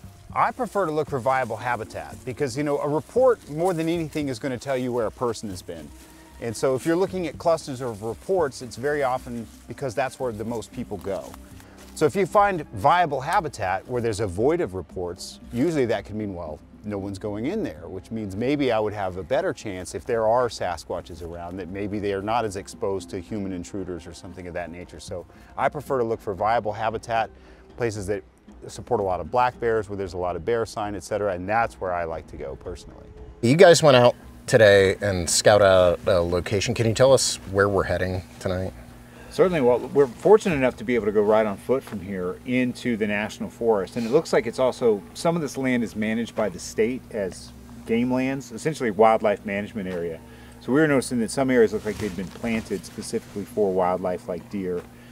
We'd seen a lot of turkey sign, and so what we're going to be doing is walking along a ridgeline that overlooks a series of drainages that eventually converge, and there's a confluence that form a larger creek. But they're so separated by these sort of finger ridges that, you know, each of them is their own little like micro environment, basically a little hollow. And so we were thinking about exploring some of those tomorrow.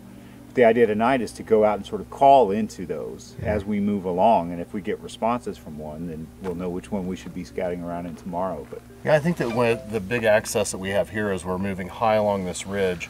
It gives us access to thousands of acres below us, where if we're down lower, we just don't have access to be able to get in there where we might be able to have something hear us. So staying up top like this is a good idea. And today we were able to look, we found a couple springs that's dry here right now, so things might be staying a little bit low, but we found a couple springs up high that were producing well. Awesome. You know, when I started this many years ago, I had a bad habit of ambulance chasing. I was chasing too many reports. I had my 40-something cameras scattered over like 6 hours of eastern West Virginia and southeastern Ohio, and it just didn't work out that good. So now what I'm trying to do, and I think the most important thing for me, is I'm trying to find good habitat that I can get to regularly. And in certain parts of Appalachia, it's easy to do like that.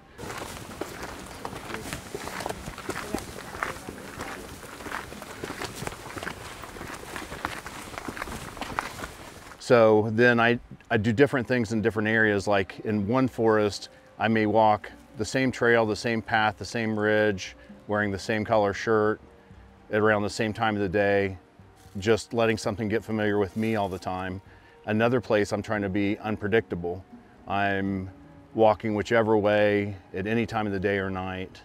And then I have some places where I'll have cameras and other places where I won't have cameras at all. Now I'm usually putting the cameras by things that I think make noise that may disguise some of the sound. So I think it's hard, and what we constantly need to work on is always pushing the envelope, trying to come up with something new, trying to evolve what we're doing. And for me, that means picking like 3 different places and doing 3 different things in those places.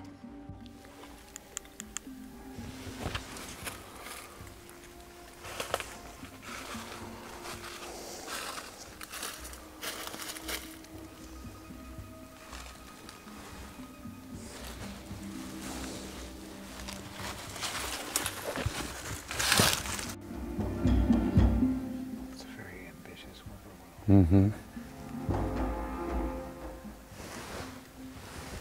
You've had enough experiences, so you're kind of over just going out and trying to have an experience. So what is the goal of continuing to research? Well, I mean, I think when somebody's new, or maybe with your friends, it's fun to go out at night, and it's fun to try to have those experiences because maybe someone's not sure whether Bigfoot may exist, and so they're out there doing that. But very little evidence is coming out of night. I mean, there's some good thermal footage across the country, but no one's interested in it besides the Bigfooters. And so I want to be out there during the day, that if I'm out here right now and I look around and I see a group of buzzards on some remote hillside, I can walk over there and see what's dead, or maybe I can find a track, or maybe something can happen to me, or maybe on my GoPro I can get, you know, 3 or 4 seconds of 4K video that's pretty close. And I think that while that probably isn't the same as, you know, having a dead animal, it's certainly compelling to a lot of people.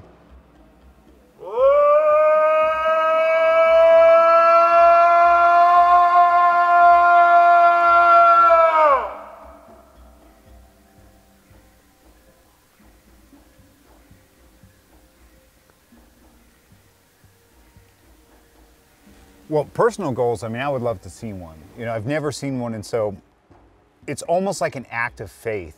Whether or not the biological hypothesis or the psychological hypothesis is borne out to be true, I do believe that people have these experiences where they see these things. Now, whether or not there's an animal in the environment or it is some phenomenologically authentic image, but because it's never happened to me, I still, again, it's a matter of faith. Like, I believe that those people have those experiences. I would like to have that for myself, and the only way that will happen will be in the right environments, regardless of what the source is, whether it's exogenous or endogenous. As daunting as it is, there's certainly an element of the pursuit that's very fun and rewarding, even just being in a place like this. So, but certainly don't go in the woods just for Bigfoot evidence, because if you do that, you're just going to be disappointed, let down, and you're going to spend hundreds and hundreds and hundreds of hours for nothing, because it's so rare that something happens. But come out here because it's good for your mental health. You can count your steps and see how many steps you're getting. Yeah. So go for all the other reasons, but if you're just going for Bigfoot, I think people will just be disappointed and probably won't stick with it very long.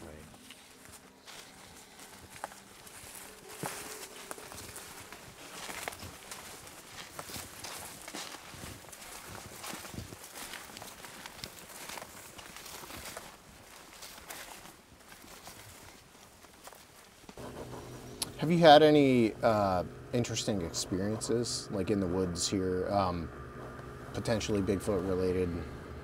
Well, I've had some very strange experiences. When I went to Spence Field, as I've travelled all over the world, this was one of the creepiest places I've ever been to. I got a vibe about it. Well, my car was parked at Cades Cove, and up and down it's a 13-mile round trip. I was climbing up, and I suddenly felt this wave of nausea. I mean, intense nausea, like nothing I'd felt before. And Teresa was with me. She's a nurse. She's been a nurse all her life. Both of us, at literally the same time, collapse. And if you ever spoke to her about it, she'd say, suddenly I was there, and I remember thinking, oh, I feel really, really dizzy. I feel really dizzy, what's going on? And then, boom, I hit the ground. And she's like 10 feet behind me, and she's collapsed as well. She was talking about how she tried to rouse me, and my eyes were just glassy. And that was what happened. It was just a really, really horrific experience. She thought I was dead, and she managed to get me going. The most logical explanation for this is we just passed out, but this is two people passing out at the same time, which is really unusual. It's just very, very unlikely. And it's never happened to me before. I'm somebody who's climbed mountains in the Himalayas, for example. So why did that happen? Yeah? Now, before we draw extraordinary conclusions from even unnatural events, we have to take pause and think. But it did make me think. It made me think a lot. And to this day, it remains a mystery. It very much creeped me out why that happened.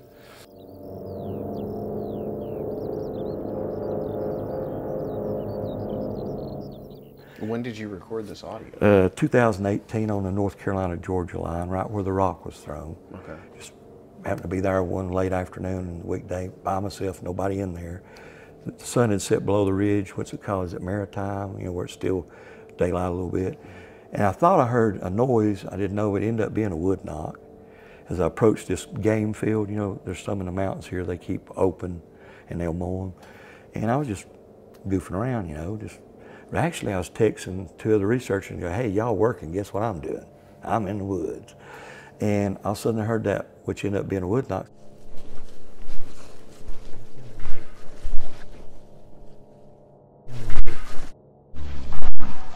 So I stopped and I said, hey, I'll practice that descending whoop call. And which goes woo, whoop. And I get a reply, it copied me perfectly. And then there's a little noise. There's a debate about whether it's a double whoop or triple whoop, but actually I think it's two. It's like one chastising another one, because the sound, if you put it on Audacity, overlaps.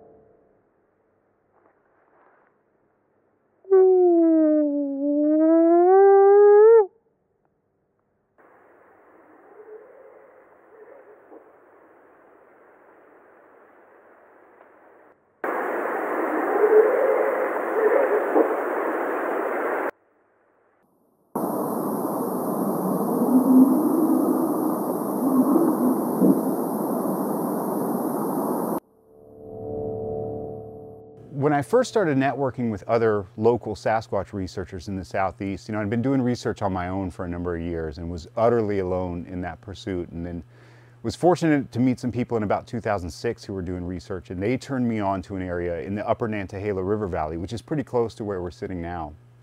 And the first outing that I went out there was during the wintertime of 2006, and we heard characteristic vocalizations there from above camp, from basically a knob, like a small hill, not necessarily a mountain, but you know, a sizable hill above camp. And they were the classic, you know, what people colloquially refer to as the Ohio howl. You know, a big bellowing, moaning howl, a series where it basically ascends to a certain pitch and sustains that and then descends in pitch, kind of like the howls that I try to emulate when we're out in the field. And that was remarkable to hear. And I've been to that location subsequently and heard those same category of sounds again.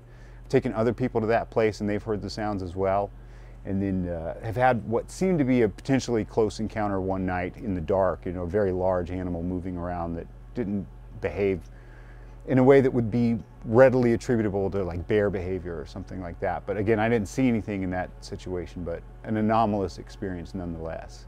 And then beyond personal experiences, I've interviewed multiple witnesses from around here.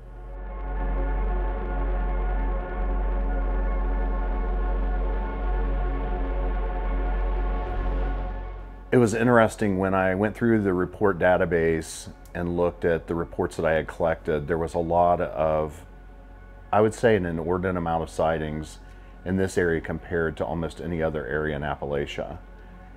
Like most sightings, most of them are road crossings, which is the most common. You know, we see road crossings, then it's hunters, and then it's hikers or people that are outdoors. And so most of the sightings here are road crossing, but there's an exceptional number of sightings, a lot more than what you would expect. In a normal county in Appalachia, you may expect to see 3 to 5, which across the country, 3 to 5 sightings in a specific area, we would really consider that to be almost a hot spot. But when you have 20 reports you've collected in a specific area, well, it's almost unimaginable how many there are. What I like with Bigfoot encounter stories, I like them to be corroborated, you know, in terms of quality. It's better if there's more than one person telling the same story, and I like to see the locomotion. So there's a few that stand out. There was one in Blount County, near me actually, not very far away from me, in 2004, where 2 hunters saw a Bigfoot. They heard it in a waterhole, and they saw a Bigfoot. It was about 7 to 8 feet tall, dark hair. And this is interesting. They saw it walk, they took about this locomotion, this particular slant it has. This is hunters. They're well familiar with a bear and what it looks like, because I think the greatest proportion of misidentification will be bear, particularly in my area. But this is people who spent all their life hunting. They were sure it was a Bigfoot. Maybe 2 years ago, my father was a small town doctor. He's a general practitioner in North Georgia. And there was an older man that was a patient of his that he knew really well. And he called me one day and he said, "You're never gonna believe this." He said, "But this patient was in," and he had said, like, "Well, Dr. Pruitt, can I tell you something I've really never told anyone? I just want to know what you think about it." Because he knew my dad was a fisherman and a hunter. And my dad would say, "Oh, sure." And he told him about this Sasquatch encounter that he had in the upper Nantahala River Valley. You know, he and friends were out raccoon hunting, which is a nighttime activity, you know, and so they were in this very dense area, very close by at night, and something intimidated them with these behaviors that we would say are characteristic of the Sasquatch, so to speak, and producing characteristic vocalizations, and terrified these guys, and they were able to see roughly a silhouette of something large and man-shaped. And I just thought, well, that's just so remarkable, because that wasn't intended for my ears. You know, it wasn't like someone thought, oh, well, we'll pull one over on the Bigfoot guy and try to get to him. And my dad was like, "Well, do you know about my son and what he does?" And the guy had no idea. A number of years ago, I used to work in radio here in Western North Carolina, and I got a phone call one afternoon at the station. There was a group of researchers who were in town, and they were trying to get members of the media to come out. And incidentally, I guess I was kind of a twofer, because in addition to representing the media, I was also somebody really interested in this subject and, of course, the local legends and things related to it. And he had said that we're going to be out in the Cherokee Reservation tonight, and we'll have a few representatives, you know, there with us telling stories and sharing some of their perspectives on this. So I went out. It was a snowy night, and I remember my colleague Manny and I driving up the switchbacks on Soko Mountain, and we made our way over into the reservation that night and went to the home of a woman named Wanda, whose last name I won't share at the moment. But she and several of her, the members of her community were there, and one of these individuals was an elderly gentleman by the name of William. William was recognized as an elder in the community. I asked him, I said, is there a name that that you have for this, or that that perhaps in the Cherokee language represents these creatures? He said, we always just call them Bigfoot. So, I mean, he was very clear in saying this is exactly the same concept. I saw these big footprints, and we would recognize this as Bigfoot. William was also really knowledgeable about other sightings in the area, and he told me of two. There was a family that lived just down the hill from where we all met that night at Wanda's home, and he had said that this family had on a couple of occasions seen more than one of these creatures walking along a hilltop behind their home, and that in fact on one occasion the family dog had been pulled out of the area that they kept it in, sort of a kind of a cage or container behind the house. It had been removed from that, and they said that the dog was gone, but a portion of its skin had been left behind. Now, they never saw, again, a wild man or a Sasquatch come and kill the dog, but they were very concerned and certainly seemed to link their sightings of whatever it was that they had seen to the death of their dog. An even more interesting story was told by William, where he said that a couple of people that he had known were driving at night along the Blue Ridge Parkway up near Water Rock Knob, and that he said that as they came around a corner that there was a hairy man, as he described it, a hairy man, a woolly one, who was knelt down in the road like he was looking for something. And that as their headlights illuminated this woolly man, he stood straight up and he took 2 steps up the bank and went into the forest and disappeared.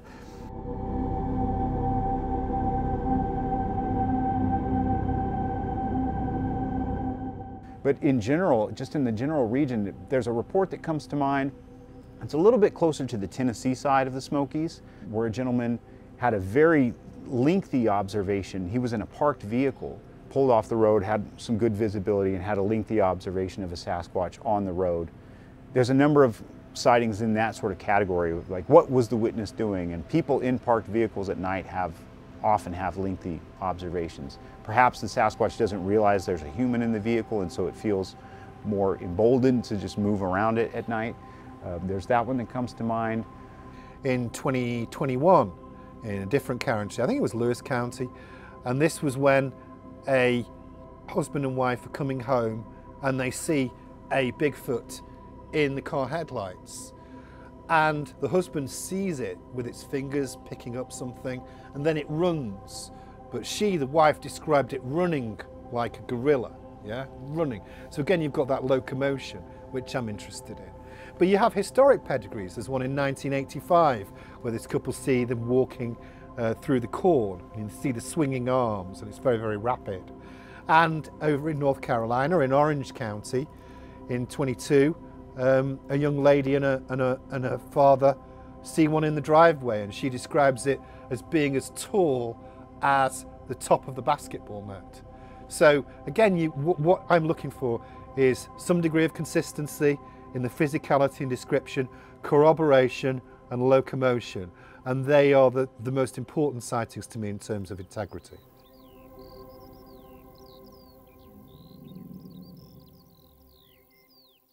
How do you think they survive here year-round? You know, in the winter, things like that have to have other food sources they can get to. You know, are there dumpsters around parks that people are going to that can get in there? You know, other than that, it's going to have to eat a lot of meat that's around the area, whatever that happens to be.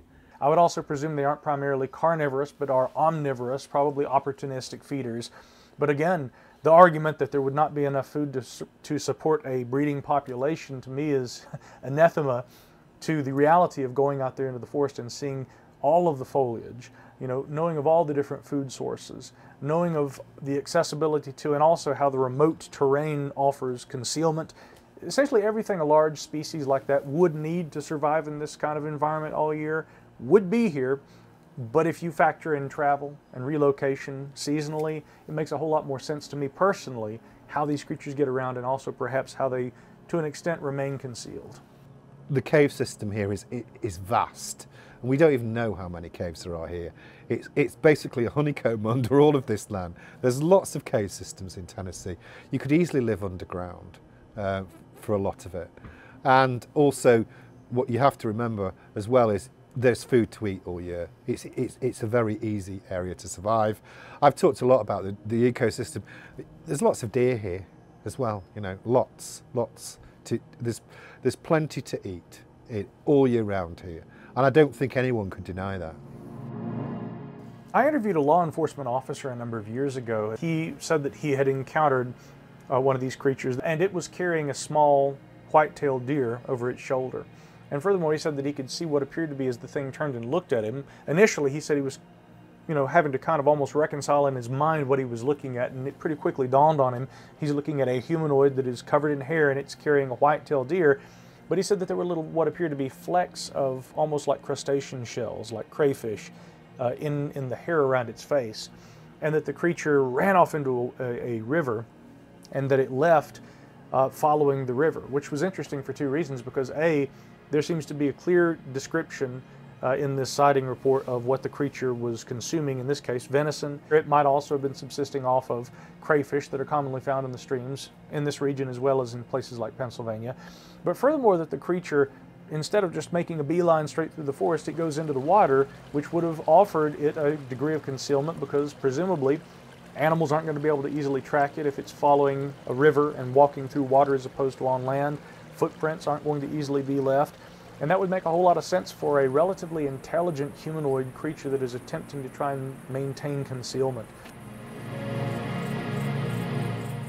The model that makes the most sense to me is that they occupy a home range and that they stay within that. Now, it could be a very large home range, and this is, again, all hypothetical because the biological hypothesis has not yet been validated, but that is the hypothesis that I think is the most parsimonious and therefore the most likely to explain the Sasquatch phenomenon. There's so many analogous animals that have that sort of ecological lifestyle, that they occupy a large home range and they're very mobile within it. You know, I think that it goes something like that there's just a cycle of movement that animal, that Bigfoot has had its whole life. Its family raised it following the food cycle, whatever that happened to be in this particular region. And these animals have lived generationally finding where that food is because, you know, they have to be able to have that. And then they have to be able to have space and privacy, security. And so they know where people go, they know where people don't go. They hear in the fall, the hunters start sighting their guns in more the day before deer season. They're shooting everywhere. The animals know what that means. And steep high mountains like this, these side hills where most of us are on top or on the bottom, we're not venturing very far up or very far down. You know, we don't want to drag a deer back up over the steep hill. And the animals know that, and a lot of times they're staying in those places.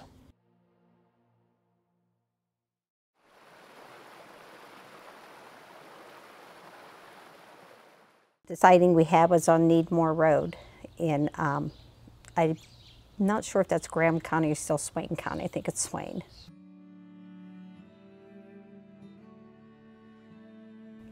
We were driving by, and she goes, "Hey, did you see that?" I go, "What?" And she look over there, and then we could see a big brown cone type of, I don't know if it was a head or what, but I thought it was a rock. But she goes, "No, it moved." So as we're driving down the road, we looked through a rear view mirror, and this thing, whatever it was, and again, I'm gonna say it's Bigfoot, jumped from the embankment up to the road and stood there and started watching us and doing the little, you know, the swaying thing. And then I told her, turn around. She didn't want it, she was freaked out by then. But we turned around, stopped, we're about 100 yards away or so. And I got out of the car. I told her, I'm getting out, I'm gonna get a closer look. She kept going, get in the car, she's freaking out. I go and I look, and we could see clearly from that far away, that thing was huge. So at the time, we estimated anywhere between 7 and 8 foot tall, maybe even taller, bigger, but huge. It was dark, and everything was like long hair. Yeah, long hair, black. He was massive. Yeah. He was absolutely massive. And I know people call them monsters. I tell him I don't like that word for them. But I felt very intimidated by that one. I'm assuming because he was in the water, I'm thinking he was either drinking water or he was either fishing. You know what I mean? That's my assumption. And he just stood there and watched us. And I started walking towards her, and she goes, get in the car, please. She starts crying and everything. So finally I decided to get in the car. But I know when he saw us, it didn't take him but like 2 seconds to Not go up even an 2 embankment that seconds. was like 6 feet high. I mean, he was up quick. And we turned around and left. As we were leaving, we could still see through the rearview mirror. He was still looking at us.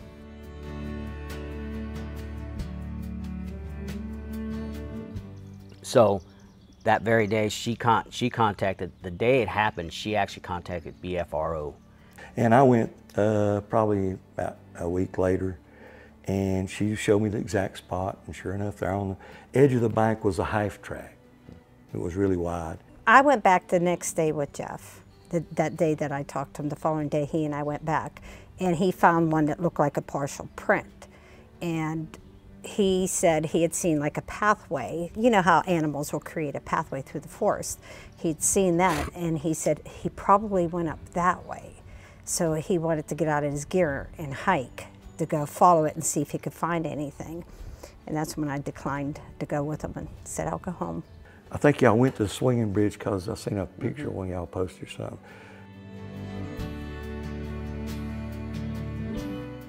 The siding was back down the road. I don't know if you remember when the road forks, Seth, you go across the bridge, as you go out the little straight and it kind of turns, there's a concrete building right there. And that's where they saw it at. And they went to church in Franklin. That's right out by my family property. Oh, is it? Yeah, that's Breedlove Drive is right out there. That's right. Oh, that's right. Yeah, I remember seeing that. Yeah. They were coming from church from Franklin this way, Seth. Okay. So as she come around the turn, she said she just happened to notice her husband was in the passenger side. She just happened to look over to the side and seen something, I guess because the building was there, she could see it good. It wasn't dark, but it was in the afternoon. Mm-hmm. They came to that rise, and that's where she stopped and said no, and he was wanting to go further. And it's in the road. Yeah, it's Where standing is it? Right here? Right here. Right here. And where I found the half track at, I was just showing him, it was about right in here. I found a perfect track. Coming up or going down? Up. Coming up. And there were some scuff marks, but it was, first I thought, that's a bear track. Then hit me that it was too wide at the back. You know, it's just a half of a track, about this big. But it didn't have the kidney bean look, which it should have been for a big bear. Right. Yeah, they're only about 8 inches long, you know. And then much as I could, I covered this whole area. It looked like something had went up the bank somewhere through here. Mm-hmm. Well, I mean, how many reports are there of Bigfoots coming out of rivers or creeks, crossing a road and going up an embankment? Yep. And you know, what scared her was just standing in the road looking at them. You know, I guess it was just kind of got caught off guard too, if that makes sense. Did they say anything about eye shine or no smell? Not that I remember. No, they had the windows up, if I'm not mistaken. Okay. And they didn't come any closer than, I take it was where that rise is at. They come around the turn, and to see it probably you'd have to get to that rise. And then they backed up right on the road and left. How big was the track, the half track? Bigger than a bear track, I would say probably 4 to 5 inches across, which is really wide at the back of it. And then definitely 5 toes, so it was probably wider at the base of the toes. And it pushed it down real good, because this is good and soft, you can see. Yeah. So it pushed it down. I immediately, when we first got out of the car, walked up here and seen it. That old swinging bridge that runs over the Little Tennessee River is something I've heard about all my life. The Bridge to Needmore is what my dad remembers it being called. When Breedlove settled outside of present-day Bryson City, they helped to found the village of Needmore along the banks of the Little Tennessee River. 82-year-old Baptist preacher Theron Slagle, who was a resident of Needmore most of his life, recalled life in the village.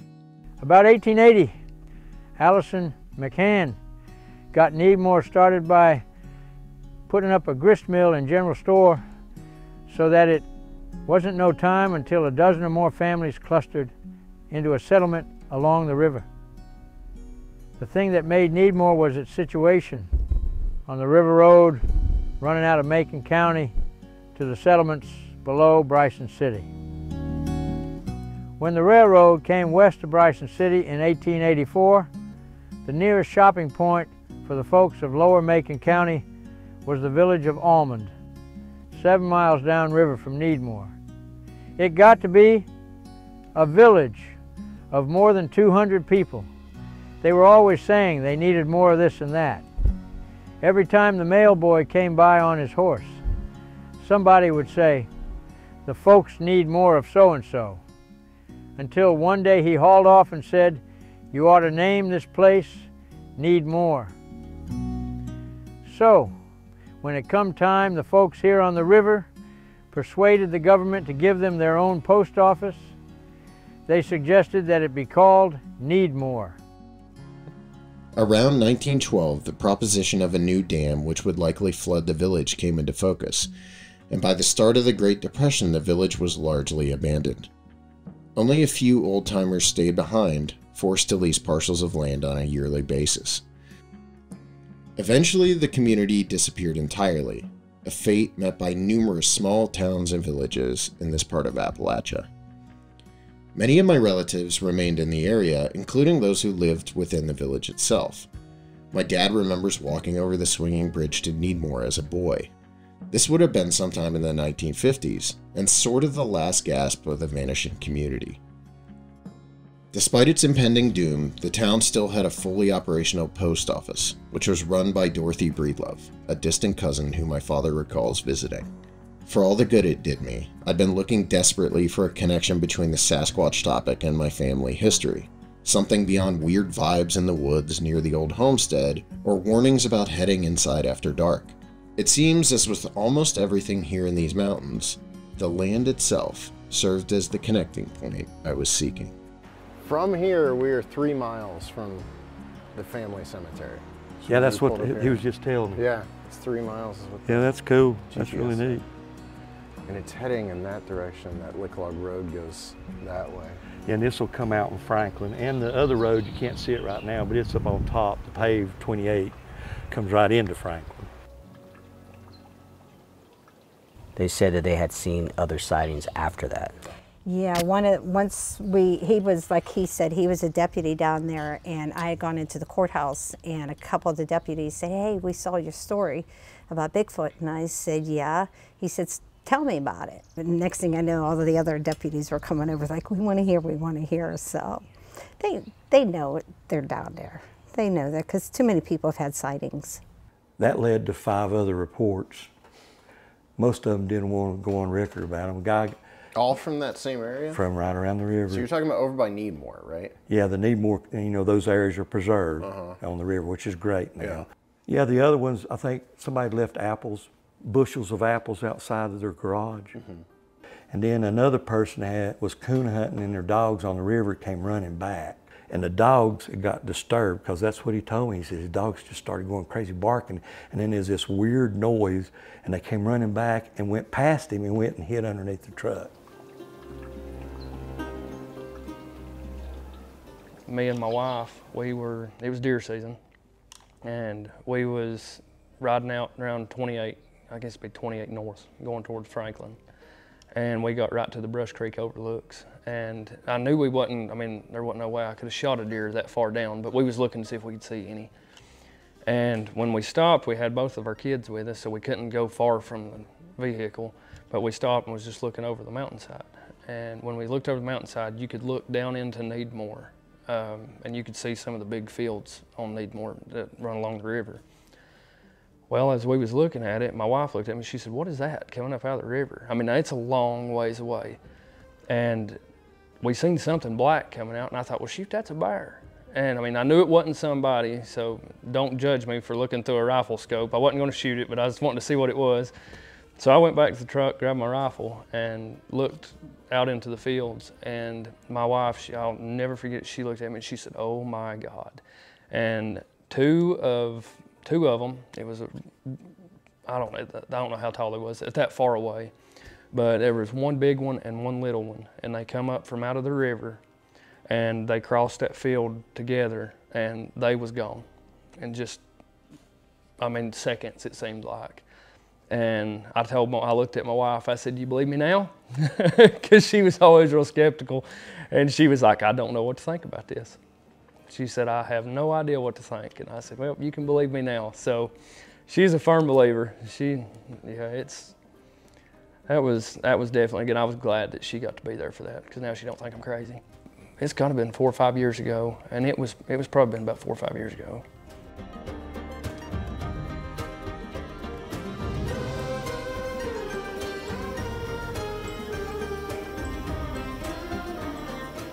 Most of our sightings here are a little concentrated. You're right near it. It's obvious. We have a ton of man-made lakes.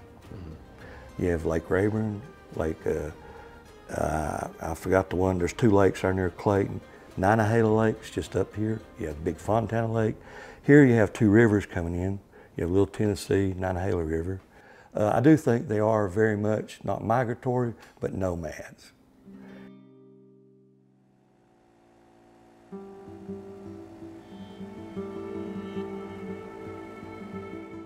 From isolated home to only the quote-unquote hill folk, to a vacation destination for millions in less than 50 years, this section of Appalachia has endured stark changes. Vacation homes have sprung up on mountains and in the valleys, and the entire region has experienced massive upheaval since the early days of the founding of the Smoky Mountain National Park. Early on, people who had grown up and lived in this region were forced to adapt to the oncoming tourist hordes. The Cherokee donned headdresses and war paint, while many of the locals turned to wearing overalls fashioned from old barrels and played up their stereotype as quote-unquote hillbillies to the delight of outsiders who occasionally would pay to see the show. Over near the now deceased village of Needmore, my family continued to live their lives the way they always had, with little concern for the goings-on in the vacation destination on the other side of the mountain, and less care for the day-to-day chaos unfolding in the distant cities of Asheville and Knoxville. Bigfoot has become a cultural symbol now, with Sasquatch-themed gift stores opening in nearby Pigeon Forge, and one of the largest conferences in the U.S. welcoming thousands of attendees since its inaugural year.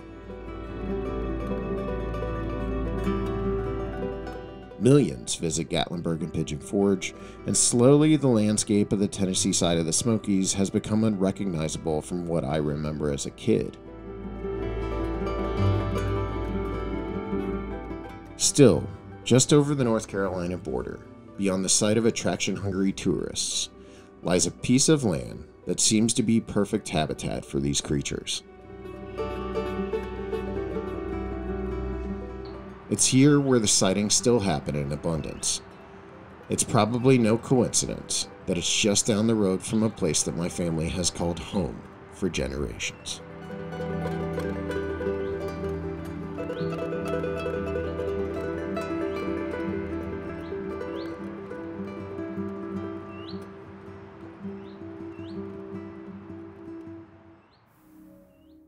One thing I couldn't quite wrap my brain around coming into this was how I was going to fit Bigfoot into what my ultimate drive for being here was, which was connecting with my dad, with our family history, while also trying to examine the Sasquatch subject. I didn't know how those two fit together.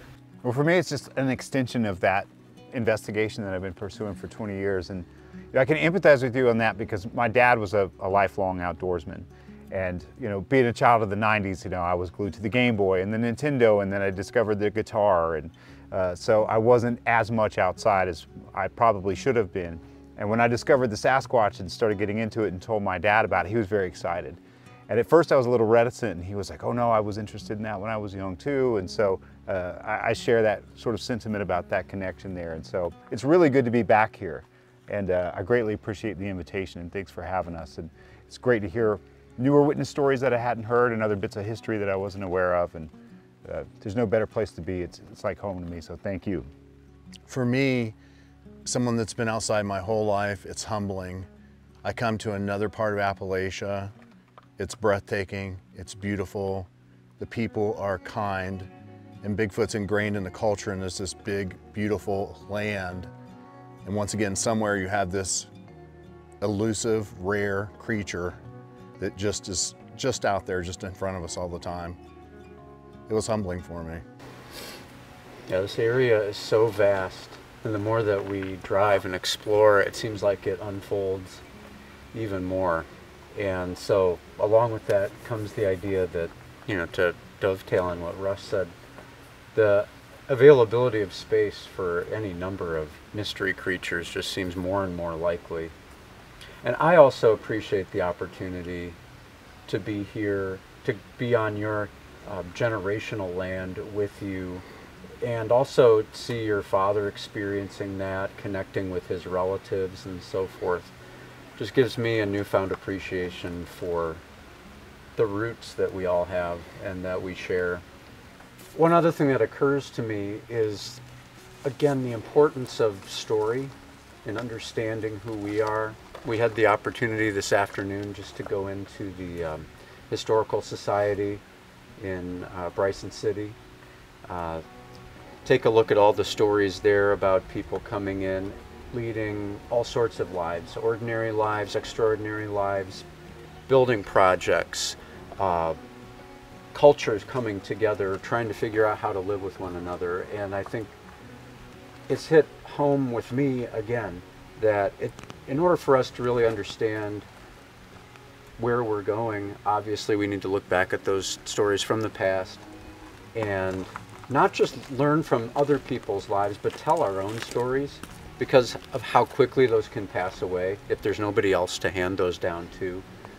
And you know, being out at Breedlove Lane, seeing the history of those people who are buried on that area of land gets you thinking about what their story was.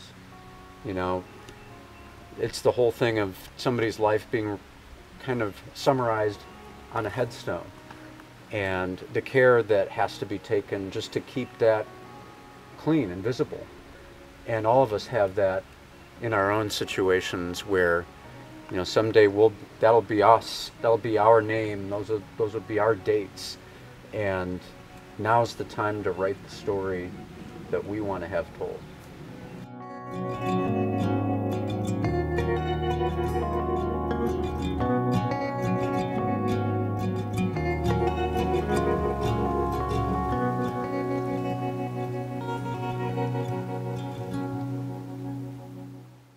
What about this place feels like home? You know, like when you come back here, what about it stands out to you as like, this is home? In my line of work, I have to travel a lot. You know, I'm always going to conferences and events, and, you know, when time allows, I also like to travel outside the country. I mean, I grew up here, and I grew up in the forest. My brother and my neighbors and I, we would be out in the woods from pretty much sun up until sundown. And I think that when you grow up in that wilderness environment, I mean, it just becomes a part of you. And you ask anybody in these mountains who's lived here their entire life, and they'll say the same thing. I'll take the actual forests, the jungle of Western North Carolina over the concrete jungle any day. It's just a part of me.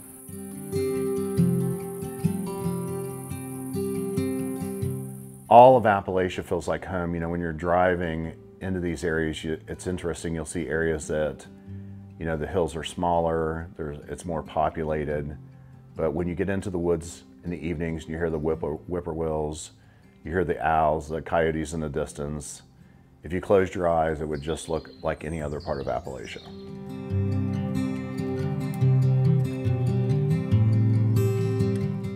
We always talk about our you know, if you go to mounds, like our mother town, which is Gadua, which we derive from, is just a little bit of ways from here, but that's where, you know, the Cherokee people originated. And so for me, it's like I'm right there where my people came from.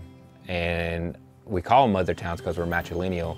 And like a mother, it's like your womb, right? And you know, our first home is our mother's womb. Home for me is just being a place where my people are from.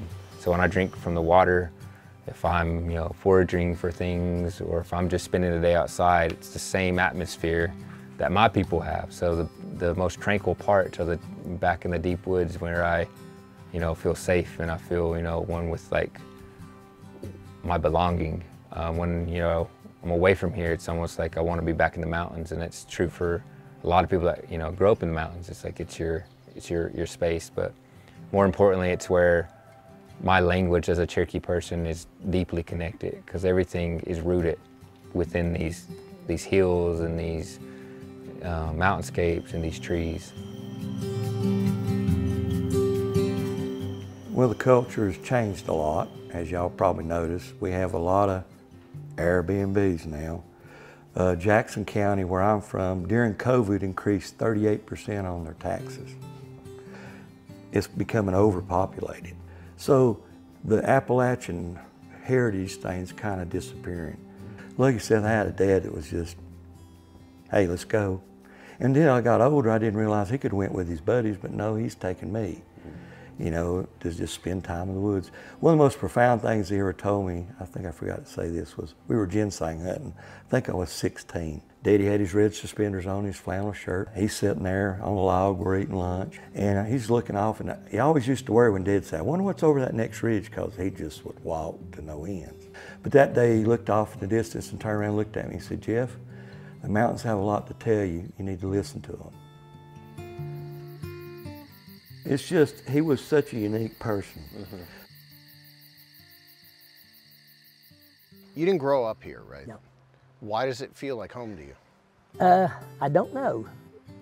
I can vaguely remember my parents moved to Winston-Salem, back to the mountains, to Winston. They had a child there. We grew up in Winston-Salem, graduated high school, drafted, military, Vietnam, the whole bit. Ended up doing 40 years service, and after that I had to come back to these mountains.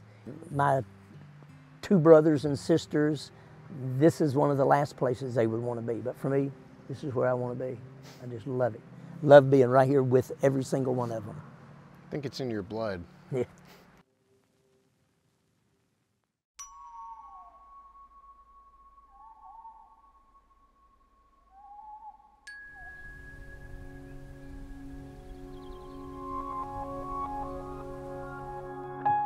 It's only fitting that the Appalachian chain is known to be one of the oldest around the world. They call these mountains the Ancients, and they are home to Sasquatch stories that predate the European settlers' arrival. Therein lies one of the best cases for the creature's existence. Those stories were kept and told from one generation to the next, a record of the presence of something that most simply call a myth. While that supposed myth may have been my primary reason for coming to Western North Carolina, it's the place itself that keeps bringing me back. Like the personality traits and characteristics that remain generation after generation in my family, these hills are a part of me. Breedloves loved to travel, loved God, loved the mountains. They also loved to tell stories, a family trait that is still with many of us today. The great importance of storytelling isn't just in entertainment, but in documentation, of record keeping. The Cherokee have a record of their history thanks to the telling of it generation after generation. I worry about what happens to our family history if no one takes the time and effort to care for it. Maybe those graves that mark the hillside in Breedlove Cemetery will one day be reclaimed by the forest. For most, it would come to pass without notice. The history of a people that lived and thrived on this land simply vanished into the mist that covers the forest here. It doesn't take much to see a future devoid of the culture and personality that makes Appalachia what it is. But if we can simply preserve a record of the past in some way, maybe future generations will see its value. The value of a front porch rocking chair, of fishing in mountain streams, of wandering dirt trails through the forest. The value of an old swinging bridge stretched over the Little Tennessee River near the vanished community of Needham.